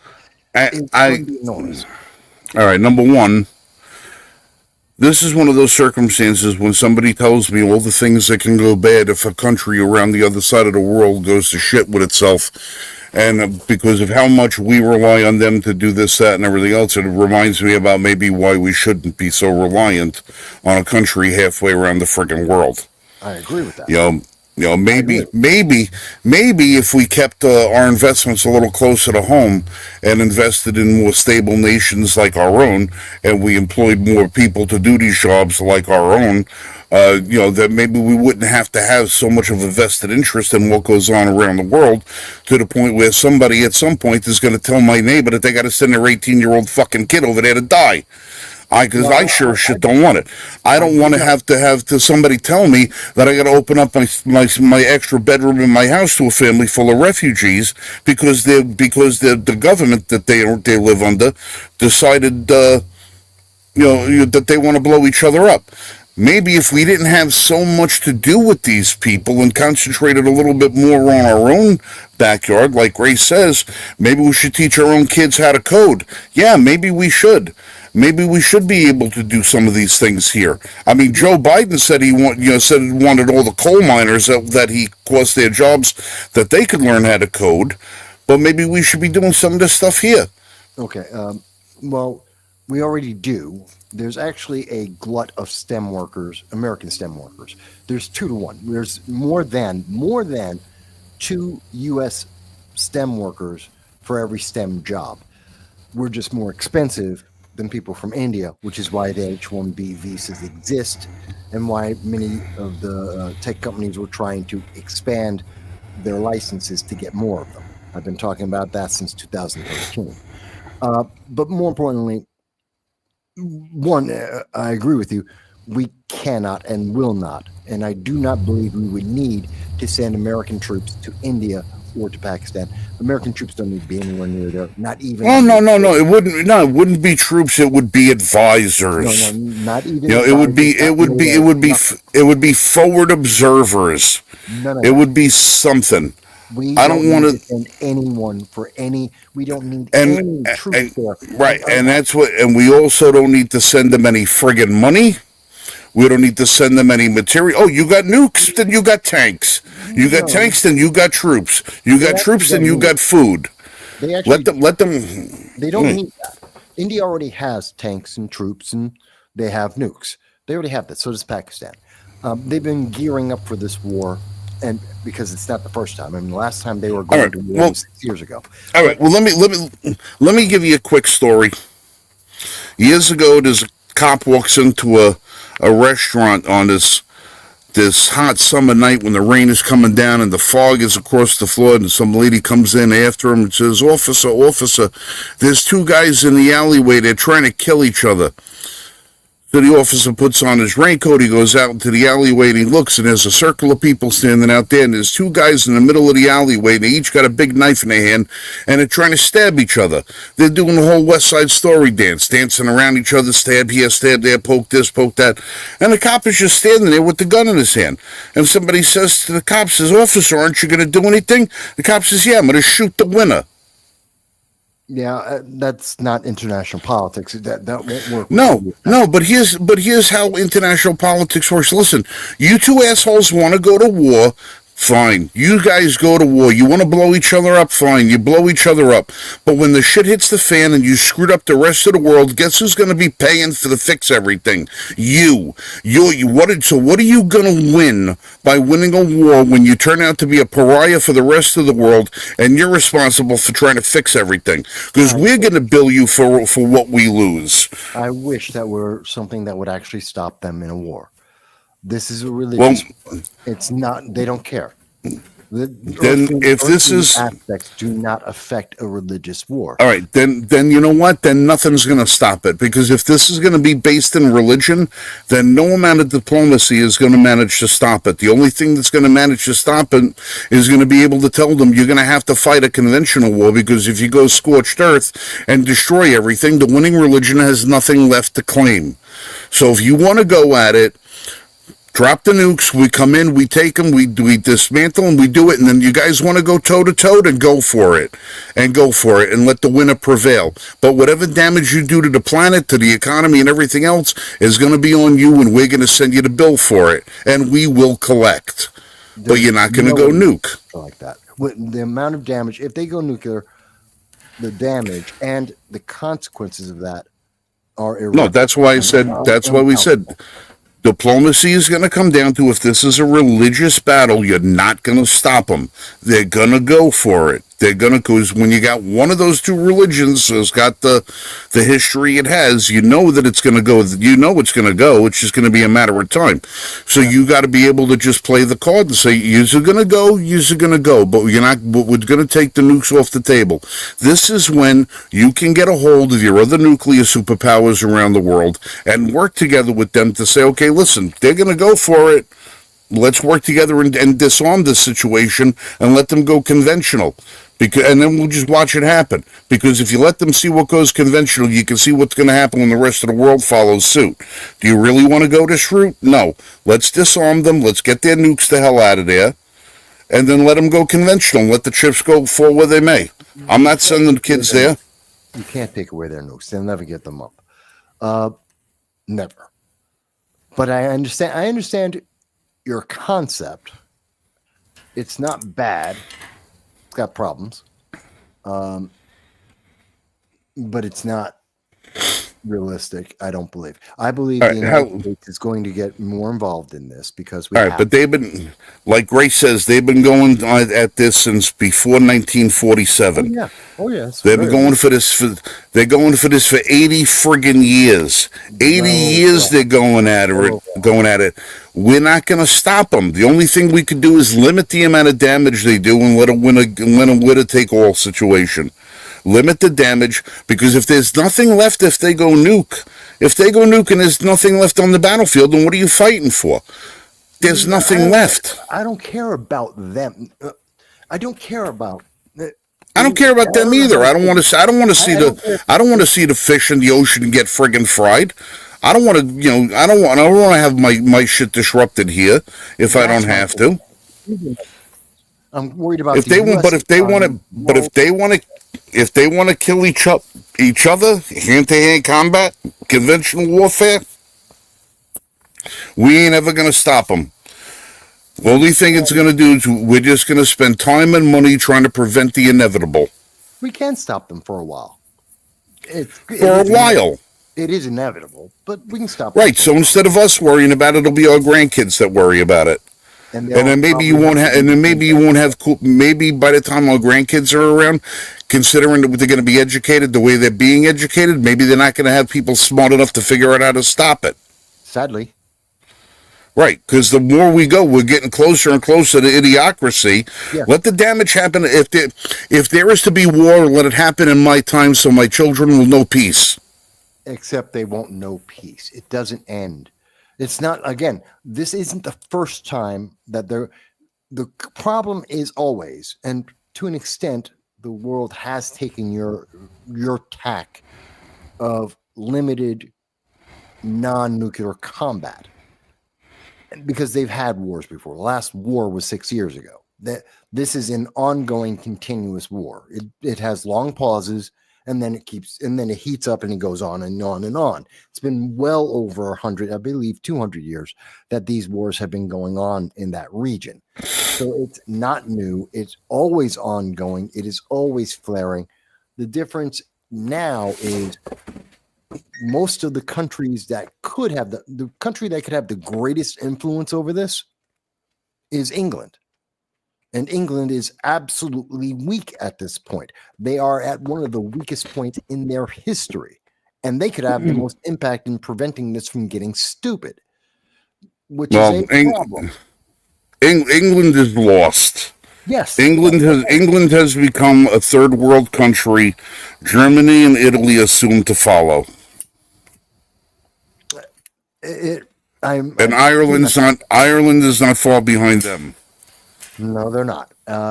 Although the Irish are pushing back a little bit at this point. Scotland is not. And I do follow that. I follow all the international. And yes, Grace, we were just mentioning earlier, I saw 26 civilians. You see 27, just for people to see what she said there. That there were 27. I saw 26 earlier today were killed. Can it be de-escalated? Yes, because we've done it before. It's not the first time we've seen these kind of numbers. It's not the first time we've seen civilians die. It can. The problem is our biggest tool to do so was the United Kingdom. Keir Starmer is completely out of his depth. He cannot handle this. He's far too much of a leftist. He's far too much of a soy politician. He has no capability to deal with this kind of stressful situation. And sadly, the United States is the only superpower, so it is on us because of the nukes. But I respect, Frank, that you say, I respect your opinion. I respect your point of view on that. And that's why I wanted to hear it, because there are a lot of people who agree with you that we should be more isolationist and step out. In many cases, I agree with that, but not with India, Pakistan, because there is so much, the consequences are so devastating globally. I think we can be at arm's length, but not hands off. That's where I would like to see it. No troops. I don't really want to see economics with no aid to either. We already give enough aid to India and Pakistan. It's ridiculous. But something that we can do, some pressure we can put on them, Well, and kick it down the road, because I learned an interesting statistic today. what's that? There are 600 million people in India. I believe that was the. Well, no. No, I wasn't finished with the thought. There was 600 million people in India that defecate outside, that don't have access to indoor plumbing. Yeah, 600 million people in India. Okay, Yeah. That's twice the population of America. And then Yeah. if you look at our citizens, not counting the illegals that are here, the 30 plus million of them, 600. That's 70% of the people that defecate outside are in India. Yeah. I think this country's got more fucking problems that it needs to solve before trying to figure out how to go to war with Pakistan. There are more. When half of the population of your country are still living in basically huts, barely out of the Stone Age. Maybe war is not something that you guys should be thinking about. Maybe you guys should be thinking about figuring out how to work cooperatively amongst your neighbors to try and bring something to your nation to bring you into the 21st century so that you can have some peace and prosperity for your people. And the same thing would apply to Pakistan. But you know what? The people who are in charge of these countries, they don't give a shit about the people in their country. You're cannon fodder. Well, just like everybody else. Certain people there, because they have a class system, and many of the people we're talking about right now are considered the lowest of castes, so they don't care about them. They're too low. Their societal structure says that those people are they're untouchables. A large number of those people are untouchables, and therefore no one cares. So they have a very different way of looking at their society and how they deal with their people. I'm not disagreeing that, yes, the quality of life can be higher, but then again, the quality of life everywhere in the world can be raised up, except in America, where we're the quality of life everyone's trying to catch up to. But no, it's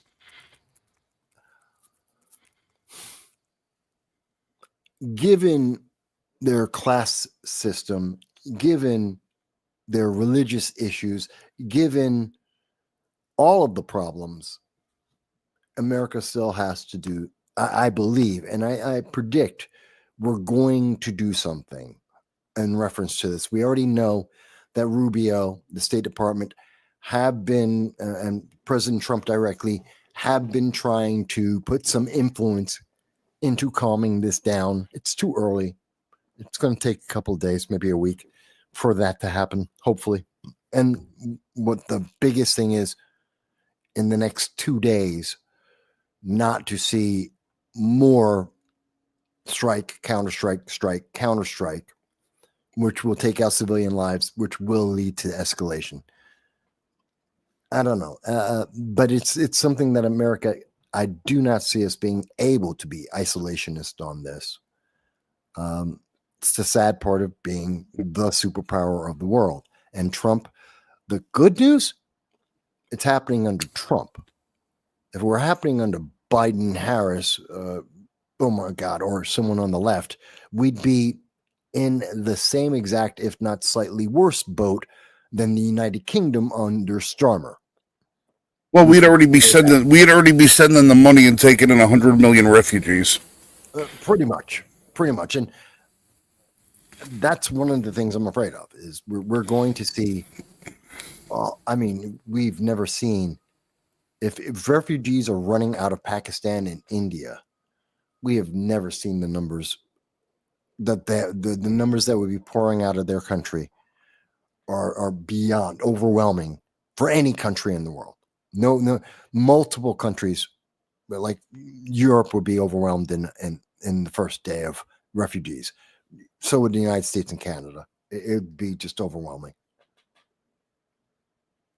Well, to Grace's point, she says that her nephrologists are Indian and they don't want to go home. You know, and so, you know, it's disgusting. Well, an interesting story. I had to sell a gun the other night to a Pakistani national who is here on an HB-19 visa or whatever it is. He's not. Yeah, HB. Well, yeah, he's a resident, but he's not a citizen.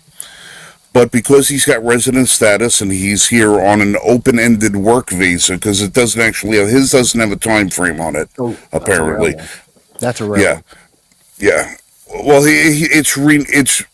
it's like a 10-year renewal that he has to do, but it's almost guaranteed from his sponsorships and what he does and all the rest of that stuff. And we had to jump through a lot of hoops with the 4473. You know, he had to bring in his visas, he had to bring a passport, he had to bring this supplemental identification, other things, this and that. And the guy's got a hunting license and he's got a driver's license. He's got a real ID. He's not an American citizen. Not an American citizen, but he has a real ID because he's got the visa. Because apparently he was able to provide a birth certificate and all the rest of it. Now, how they can authenticate a birth certificate from another country, I don't know, but I guess because the State Department issued him this visa, it's fine. And I mentioned to him, you're hunting, you live here, you plan on staying here, why don't you apply for citizenship? You've already gone through all of the process of trying to do things the right way and do things legally and stuff like that. And his answer disgusted me. He said, I don't want to be an American. Yeah. He just then what the fuck are you doing in my country then? You're just taking advantage of the benefits of the higher quality. Right. Of life. You know, he's going to come here. He's going to have his family here. He'll probably have children here who will be granted citizenship, and he'll have this H1 unless they get rid of this birthright stuff. Now, I don't know how if they get rid of the birthright stuff, it would work if you're here legally and have a child. If your child would be considered American, if you're not an American, I don't know if it's going to happen like that. But he's got a driver's license. Mm-hmm. He's got a house, pays a mortgage. He's got this, he's got that. He's got every single one of the benefits of being an American citizen, but none of the responsibilities of being an American citizen. And it is, you know, I don't begrudge anybody at all. Honestly, I don't. I had a guy who got his citizenship about 4 months ago. The morning he swore and got his citizenship, when he walked out of the room, got in his car, and drove to my gun shop and bought a gun. He said, the first thing I wanted to do when I became an American was say my Pledge of Allegiance to the United States, and then I wanted to practice my Second Amendment. He says, as an American, that's my right, and I'm proud that that's my right. And I said, this is the kind of person I want to come in my country. And meanwhile, you got here this guy who's coming here taking a tech job, doing whatever he's doing, because it was his sponsor is a tech company. So I imagine that's the field that he's in. But he has no interest in becoming an American, but he has all the interest in reaping the rewards of being an American, but without any of the responsibility, without any of the loyalty. Yeah. So I say to myself, well, when the shit hits the fan, and who's his allegiance going to be to? The country that sent him here to prosper, or the country that allowed him to prosper here? It's not. He's not going to have an allegiance to America. No. Right, and that's why, as far as I'm concerned, if you're here illegally, you don't have any constitutional rights as far as I'm concerned. I mean, you might have some protections, under the Constitution because you're on U.S. soil, but I don't think you should be afforded the same rights. And if you're here on an H-1B1 visa or whatever it is, I don't want you owning a gun. I don't want you hunting on my lands. Actually, I don't want you to get that with an Yeah. H1. Yeah. Well, now his form is in delay because it takes a little bit of time to research, but he assured me with the showing of his receipt for the AR-15 that he bought at another store 3 months earlier that he has already purchased firearms in the United States and that he's going to apply for a concealed carry permit in the county in North Carolina that he lives in. Now, I'm surprised that someone with an H-1B. I didn't know anyone with an H-1B visa could do that. yeah, I didn't know that you could clear them for that. Yeah, if you download a copy of the 4473, you can find a list of the exemptions that are on there. When it gets to the second to last question of the test of the form, talks about non-citizenship.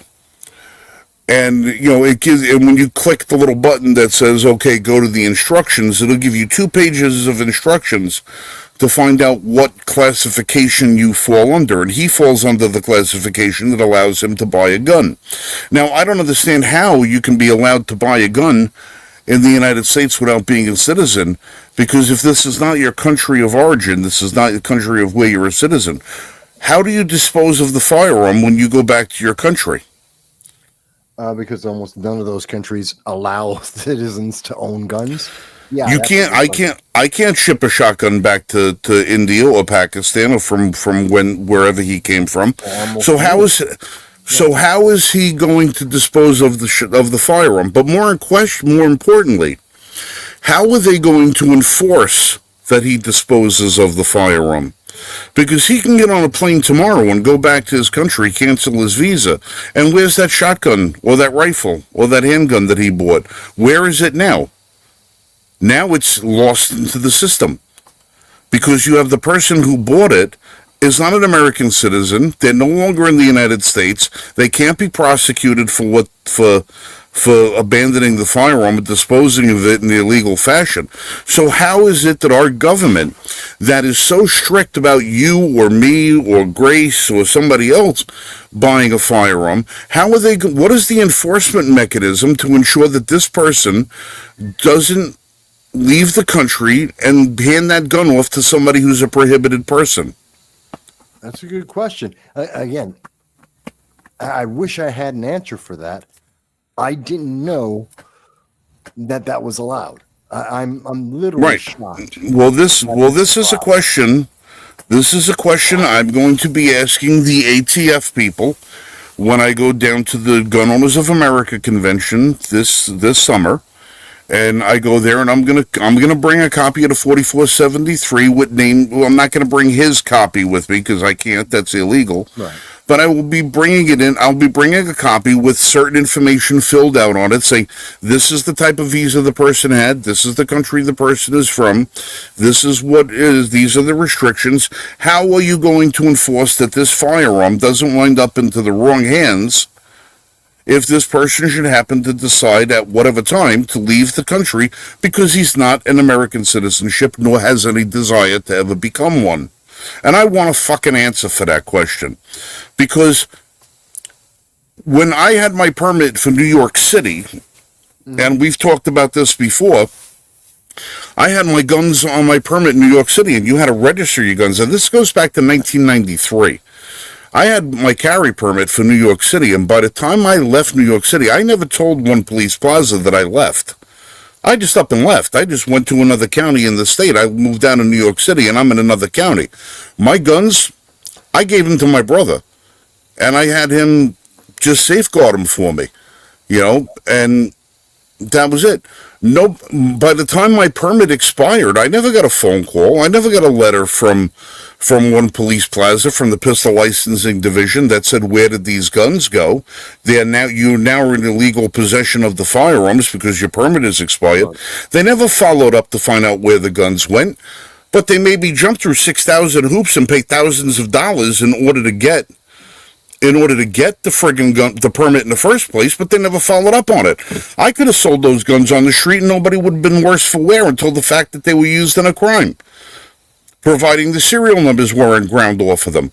How are they going to police this guy? How are they going to police this guy with the two firearms that he's now in possession of?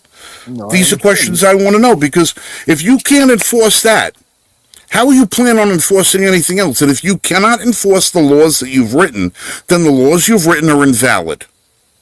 Well, yes, I would. Well, Without an enforcement mechanism, they functionally become invalid. Yes, right? If like you don't, Alabama Barbie says, we all want to know the answer to that. So I want to hear whatever they tell you, because I'm very interested. Yeah.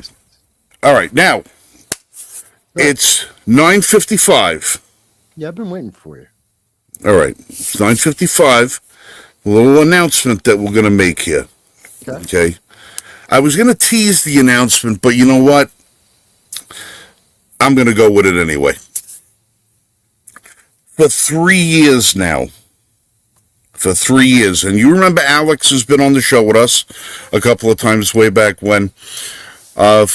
Alex and I were driving from Texas a few years ago when I had a brainstorm in my head. We were coming back from the Texas Three-Gun Championships, and we're driving in an RV across the United States, these beautiful, glorious states of ours, and we were trapped in traffic for 17 hours without moving in one spot.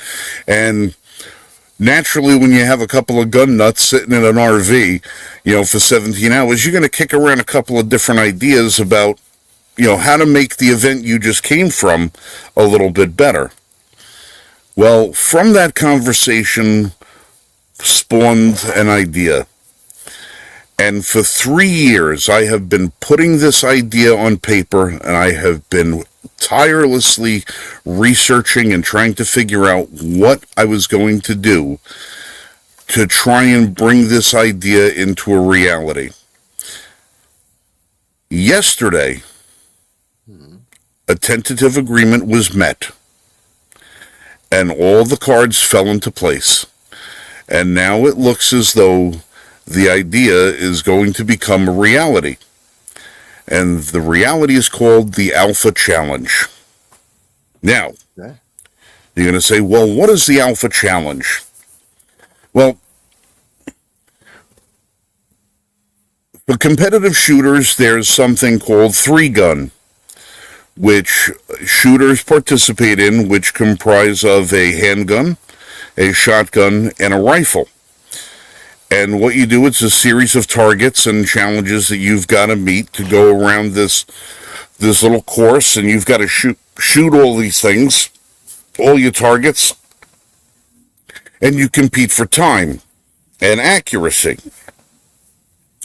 And one thing I noticed about this sport is that it's been losing some steam over the last couple of years. Fewer and fewer competitors are going into this sport because the same people keep winding up on the top of the leaderboard year after year after year. We're talking about the world's best shooters. All right? These people are surgeons with their firearms. Now, I'm a pretty damn good shooter. I would not fall within the top 5,000 in the country. Easily. All right? I'm fat, I'm old, I'm slow. All right? I'm losing my eyesight because of diabetes. I got neuropathy in my hands. I got bad knees, bad hips, a bad back. I'm not as mobile as I used to be. So my standings are probably going to drop year by year by year by year. So the likelihood of me ever winning a competition, very, very small. But I got to thinking, how could I possibly level the playing field that I myself, in the condition that I'm in, or you, Vass, with firearm experience, not to the extent of myself, but being a very healthy, fit individual, how could you or I compete at the same level of some of these world-class competitors and even have the remotest chance of winning? Right. Well, I decided to invent a challenge that would eliminate and level the playing field. And it's called the Alpha Challenge.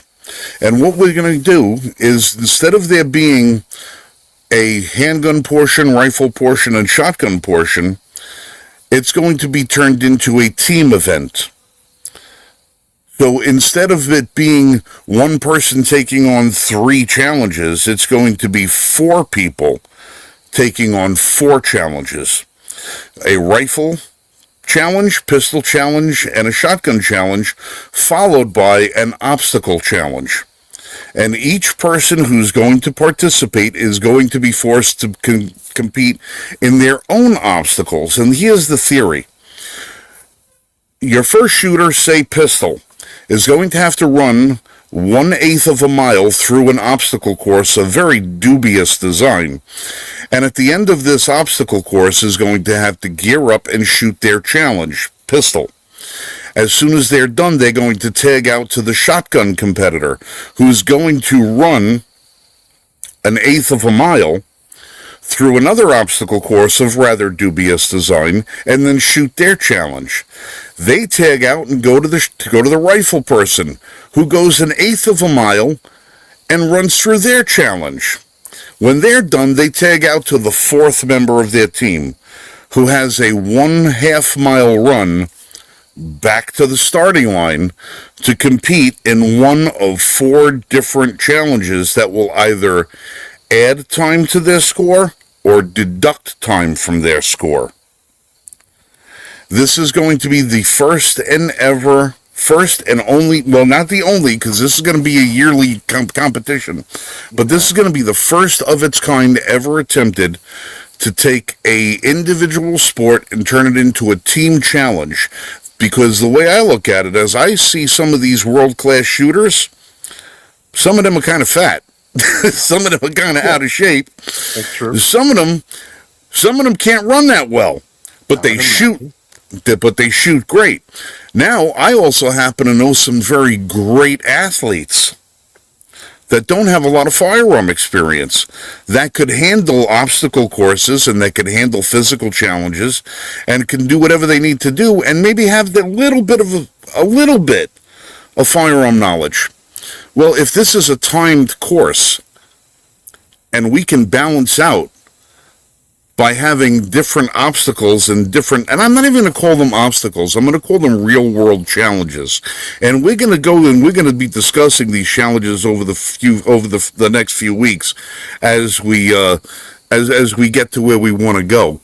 Right. But this challenge that we've been building, we've had to look for 3 years. I have traveled across this country looking at ranges all across this country, dozens of ranges, trying to find not only the right range, but the right people to help us put this together.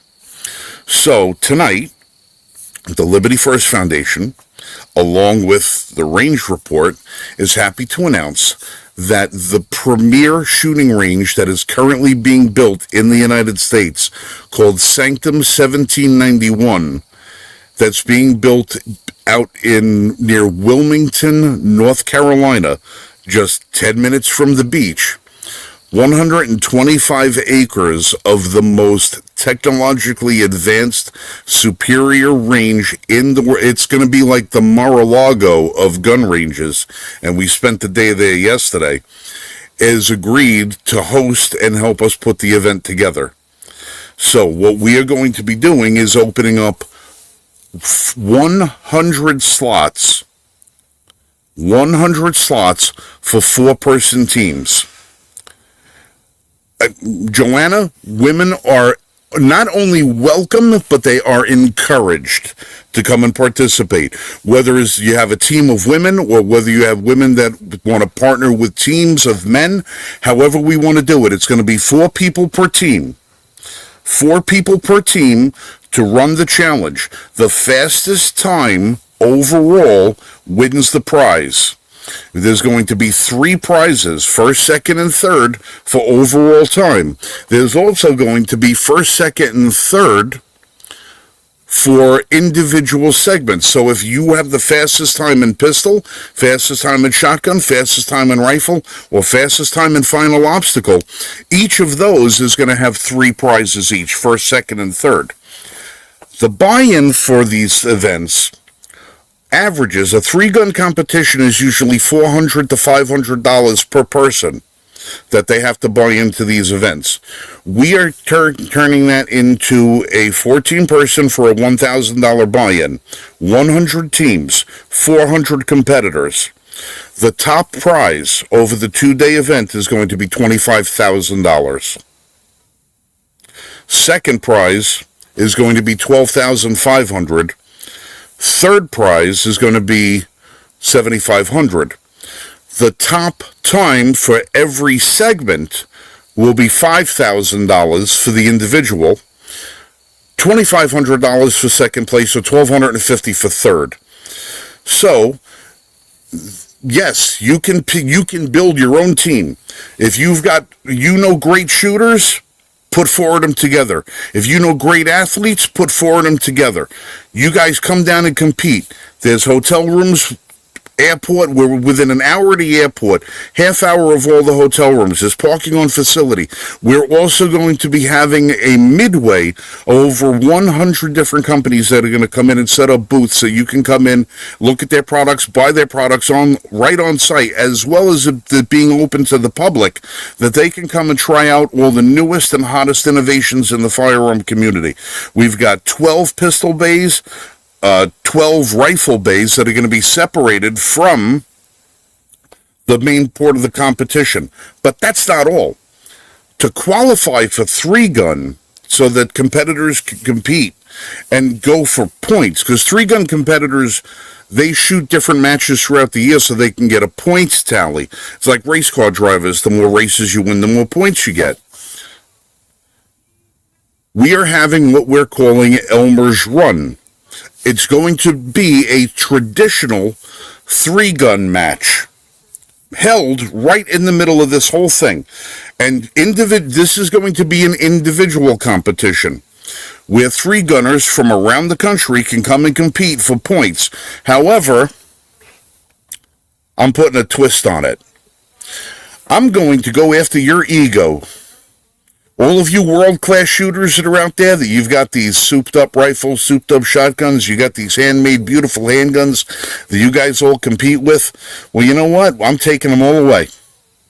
You guys are going to compete old-fashioned style. You're going to shoot your pistol division with a revolver. You're going to shoot your rifle division with a lever-action rifle. You're going to shoot your shotgun rifle with a good old-fashioned coach gun, top break coach gun. No optics, only iron sights. We are going to provide the guns. Every gun that we provide is going to be identical to every other gun that's there. We will have 12 handguns, 12 shotguns, 12 lever-action rifles. Each will be certified to be equally accurate as the others, properly functioning, identical firearms that you will be able to pick whichever one you want, and that's the one that you're going to compete with. You're not going to compete with your gun. You're not going to compete with your shotgun or your rifle. You're going to compete with the one we issue you, or the one that you choose from the lot that we provide. Because the challenge I'm going to issue to you, world-class shooters from around the world, how many of them belt buckles that are in your collection, how many of them trophies in your collection, how many of them prize checks and ribbons that you've collected over the years, how much of that do you owe to your gear? And how much of it do you owe to you? That's going to be the question I want to know. If you're that good, we're going to see you get put to it, because you're not going to have any advantage over any of your other competitors, whether they're world-class shooters or novices that decide that they want to go in there. You guys are going to compete in that, and it's going to be for points. And it's also going to be for a cash prize. Not going to tell you what that cash prize is, but we're going to open it up. It's going to be dependent upon how many of you guys decide that you want to compete in this thing. But I'm challenging you. I'm challenging you here, and I'm challenging you now. How much of your success is because of your sponsorships? How much of your success is because you've got finely tuned guns and you've spent a lifetime practicing with them? Well, we're going to see, because we're going to strip it down naked, and we're going to go bare butt And that's how it's going to be. You're going to get the same revolver everybody else gets, iron sights, same shotgun everybody else gets, top break, double barrel, 12 gauge. The same lever action rifle, probably in 38 or 357 Magnum. That's what we're going to be shooting. And that's how we're going to run it. We're using, and the reason we're calling it Elmer's Run is because they're FUD guns we're using. Now, we've got nothing against the ARs. You're going to be using them in the Alpha Challenge. You're going to be using all your hopped up guns for that stuff. But when it comes to that Elmer's Run, we're going to strip it back and we're going to see just who is good and who's not. And who knows? If we eliminate all the different variables that are out there and we level the playing field, anybody has a chance to win. And I mean anybody. So you get somebody, like me. If you think you can beat me, come on down. Because I think if the odds are all even, I got a pretty good shot of beating you. And I'm not a competitor. But we're going to see what happens. So I want you guys to take serious consideration and see if this is something that you want to do, because when it gets done, it's going to be pretty amazing. I'm just going to tell you that. And just so you guys know, let me do this real quick. I have to share a screen, and I'm doing this outside sitting on my back porch, so you have to excuse me. I'm going to present, and I'm going to share a screen. Where is it? Oh, my window. Oh, there it is. This is our official Alpha Challenge logo. And you'll notice if you look at this thing, there's a couple of things on there that are not firearms. Right. There's a good reason. There's a good reason why those things are on there.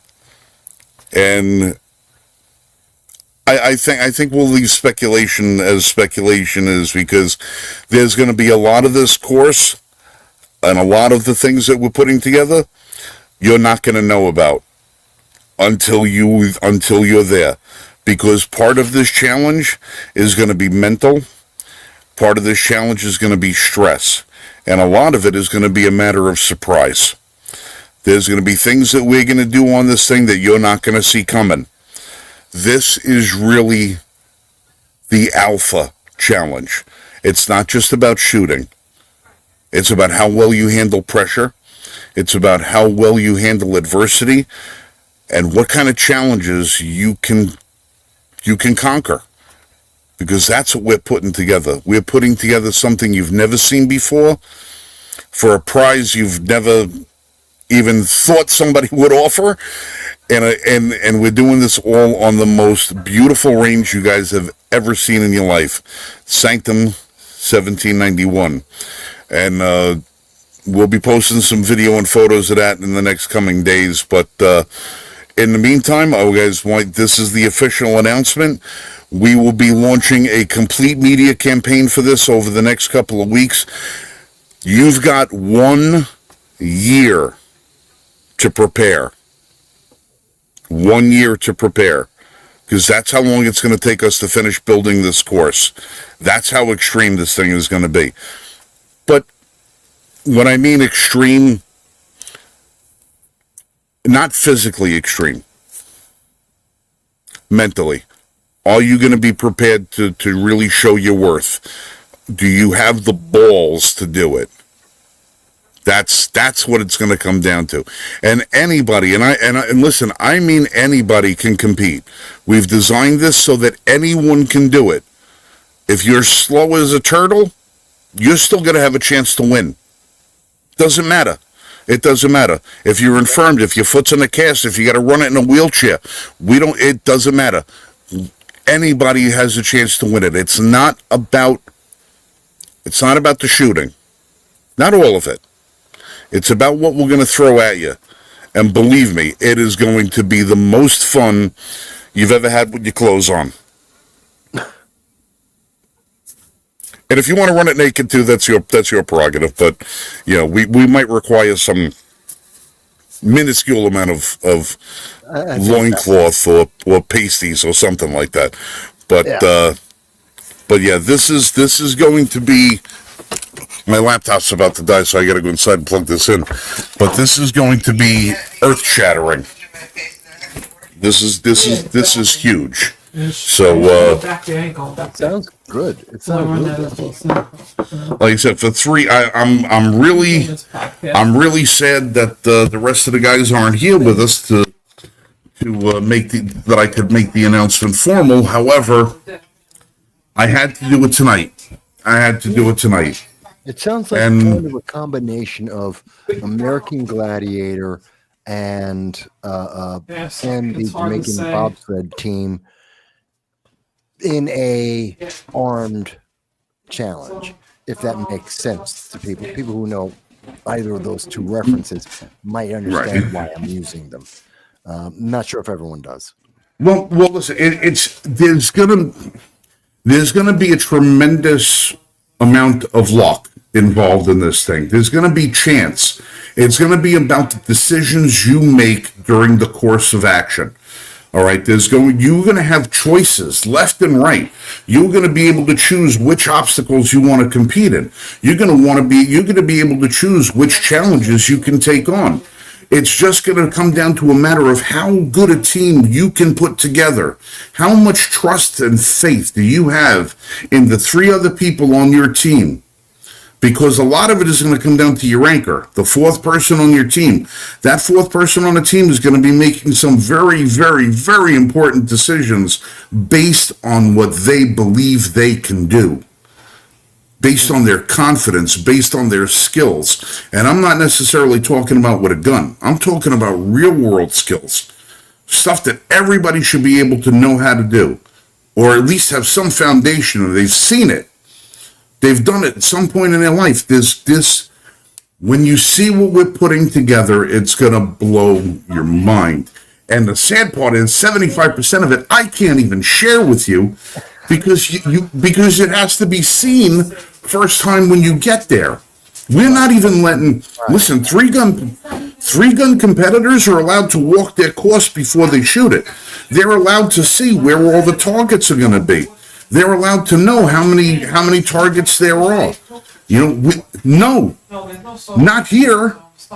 Not here. It's every step you take is going to be a gift, a surprise from the great beyond. And you're going to say, who the hell came up with this? And at the end of it, you're going to say, whether you're first place or 100th place, you're going to say the same thing. That was friggin' awesome. I can't wait to do this again. This was unbelievable. And when you see the facility that this is going to take place in, you have not seen anything like this. I want you to think of like it's Texas meets industrial. It's Western and steel. It's Yellowstone meets Park Avenue. It's amazing. This place is so over the top cool. All right. As a matter of fact, I'm going to write the name of the. I'm going to write the name in NCTUM 1791. Sanctum 1791. If you're in the audience and you look at, I want you to look at what I just wrote up there. It says Sanctum 1791. I want you to Google that. And I want you to go to the website, and I want you to look at the facility. Now, this facility right now is only about 60% built. All right? 60% built. They already have almost 1,000 brand new members in there. We're talking about a seriously over-the-top, high-end facility. But they're going to host our event. And our event is going to be being participated in from people from all walks of life, from world champions to beginners are going to compete in this event. And everyone's got an equal opportunity to win this thing. Everyone's got a chance at victory. And we're talking some serious cash prize money over there. We're talking some serious stuff here. And it's not only going to be cash, there's going to be prize tables. Even the people who compete and come in last are going to go home with something spectacular. They're going to go home with something that is going to be something they're going to treasure for a lifetime. And that's not only the prize they get, but it's the memory of competing in this event. And this is going to be the inaugural event. And it's only going to get bigger and better from this, because as time goes by, this range is going to expand, and so will the Alpha Challenge. But this one, Alpha Challenge 2026, it's 2025 now. We got the rest of this year to finish building it, the rest of the year to promote it, and when we open up the registration for it, it's going to go fast. Because like I said, I'm going after everybody's ego. If you're good, and listen, I don't have a problem putting the list out, because I'm going to be personally inviting people to this event. Personally inviting, and we're making sure to schedule it when there's not another single shooting competition going on anywhere in the country that's more important than this. We're scheduling it right in that window of opportunity. So there's no reason other than fear. Fear of being embarrassed, fear of being shown up by some mechanic from, Salisbury, is going to come in. Maybe that guy wins. It could be a school teacher from Vermont who comes in and wins. It doesn't necessarily have to be the 12-time world champion that wins. Anyone can do it. And we're making sure of it. Okay. Trust me, this is going to be ridiculously cool. It's going to be the coolest thing. Now, the only bad part is I'm not going to compete. Well, yeah, be unfair. Yeah. I'm not going to. Actually, I think I'm going to change that. I'm going to change that. I'm going to run the course. Okay, at my own speed, at my own time, with my own team. It's just we will be ineligible for what it is. We will put up our own time. Right, we'll put up our own time, but we're not going to be eligible for the prizes. We're not going to be a part of the competition, because we are actually going to have to run that course several times while we're in the process of building it, just so that we can test everything and make sure that everything works. Yeah. But we're gonna do the course just like everybody else, just to say, hey, listen, this is how confident we are. We're gonna do the course too, because if the team I put together can do it, then anybody can. All right, so. Yeah, it looks like a country club. The only thing it's not country club, there's an alligator there. He sort of came with the property. That's what I understand. But I mean, these guys, even the landscaping, they brought the rocks for the landscaping 2,000 miles. Nice. All right, Nice. they did. It's over the top what this place looks like. It's incredible. There's a restaurant there. There's a pro shop it's going to have some of the most elite firearms in the world in the pro shop. Gunsmithing on the premises. I was in the kitchen. It's a gourmet kitchen that they got in there. It's beautiful. I love it. It's just fantastic. That's a good decision. Not eligible, but involved. Yep, that's it. Listen, I want to be able to lead by example, because another thing that I'm going to be doing, my YouTube compatriots, all of you gun guys out there, all of you gun channel guys, let's see what you got too. Let's see what you got. I want to challenge all the YouTube gun channels are out there. I want to challenge you guys that when registration is up there, I want your asses first ones on that line. I want you to put it down. And if you guys want to sponsor the event, we'll have sponsorship. We're gonna have a lot of celebrities. This thing we're gonna be doing meet and greets and autographs and photograph sessions, all kinds of stuff. But all you YouTubers, that don't think you're hot shit with your guns. You know what? You've been on the same range shooting at the same targets for a lot of years. Let's take you out of your element and give you something new to shoot at and see just how badass you really are. I'm willing to make a fool of myself. Are you? Like I said, I ain't that good. I'm a good shooter, but I ain't no athlete. I know I'm not as good as nearly half of the guys on YouTube when it comes to a gun, but I'm willing to put my mark up against yours. Are you? So, and like I said, I have no problem with putting a list of invites up. These are the people we invited.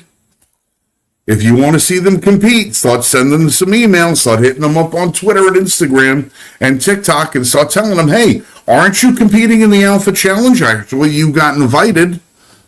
I want to see you compete, because, yeah, we're coming for you. But this is friendly. This is friendly. The reason we're doing this, we need to grow the Second Amendment community. I want to bring people into this event that would never normally compete in anything. You know, they would never think about picking up a gun and going to compete in an event because they feel the odds would be against them. Well, if you're a CrossFit athlete, if you're a Spartan racer, if you're any of those people that do One Tough Mudder or something like that, if you're a fisherman, I don't care what you do. I don't care what it is. If you're an outdoor person or you just want to try and compete in something cool, we want to invite you into this thing because it's time that our community not only grow, but we show ourselves in our best possible light. And the best possible thing that we can do is include everybody in this challenge.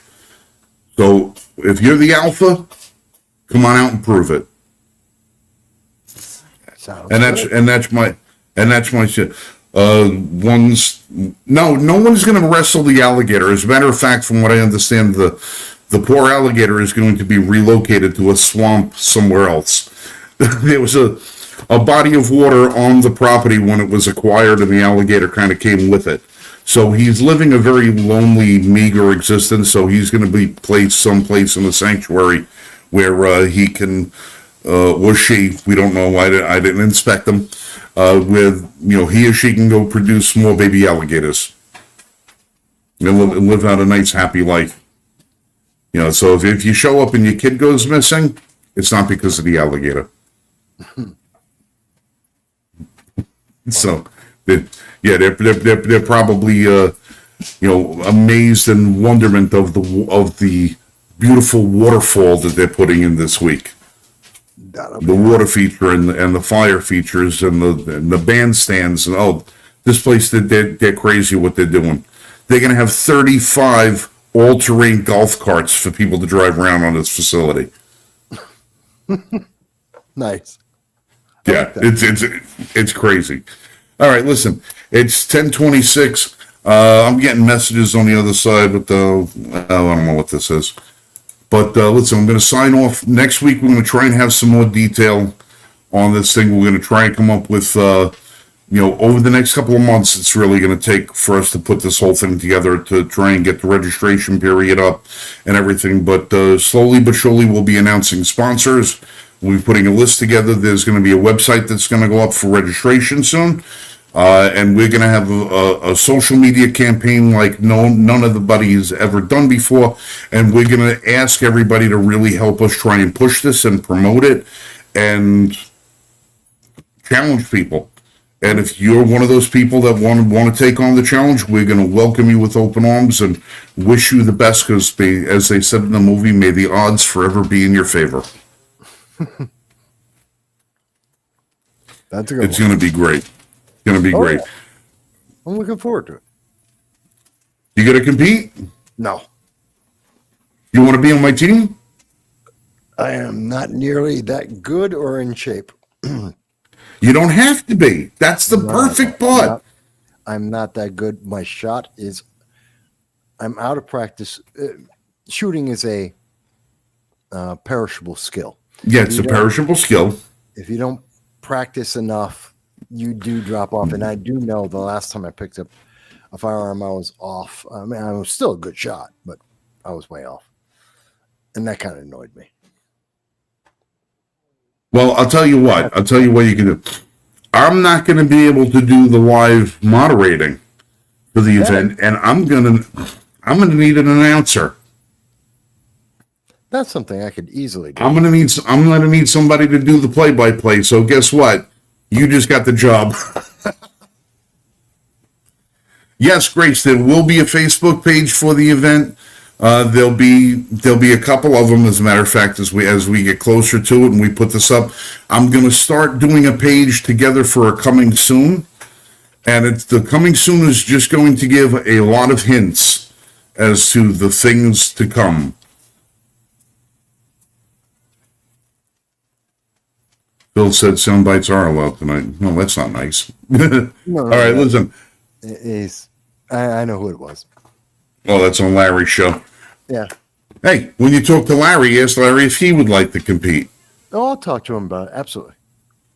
Well, because I'm going to need Larry to help us promote this too.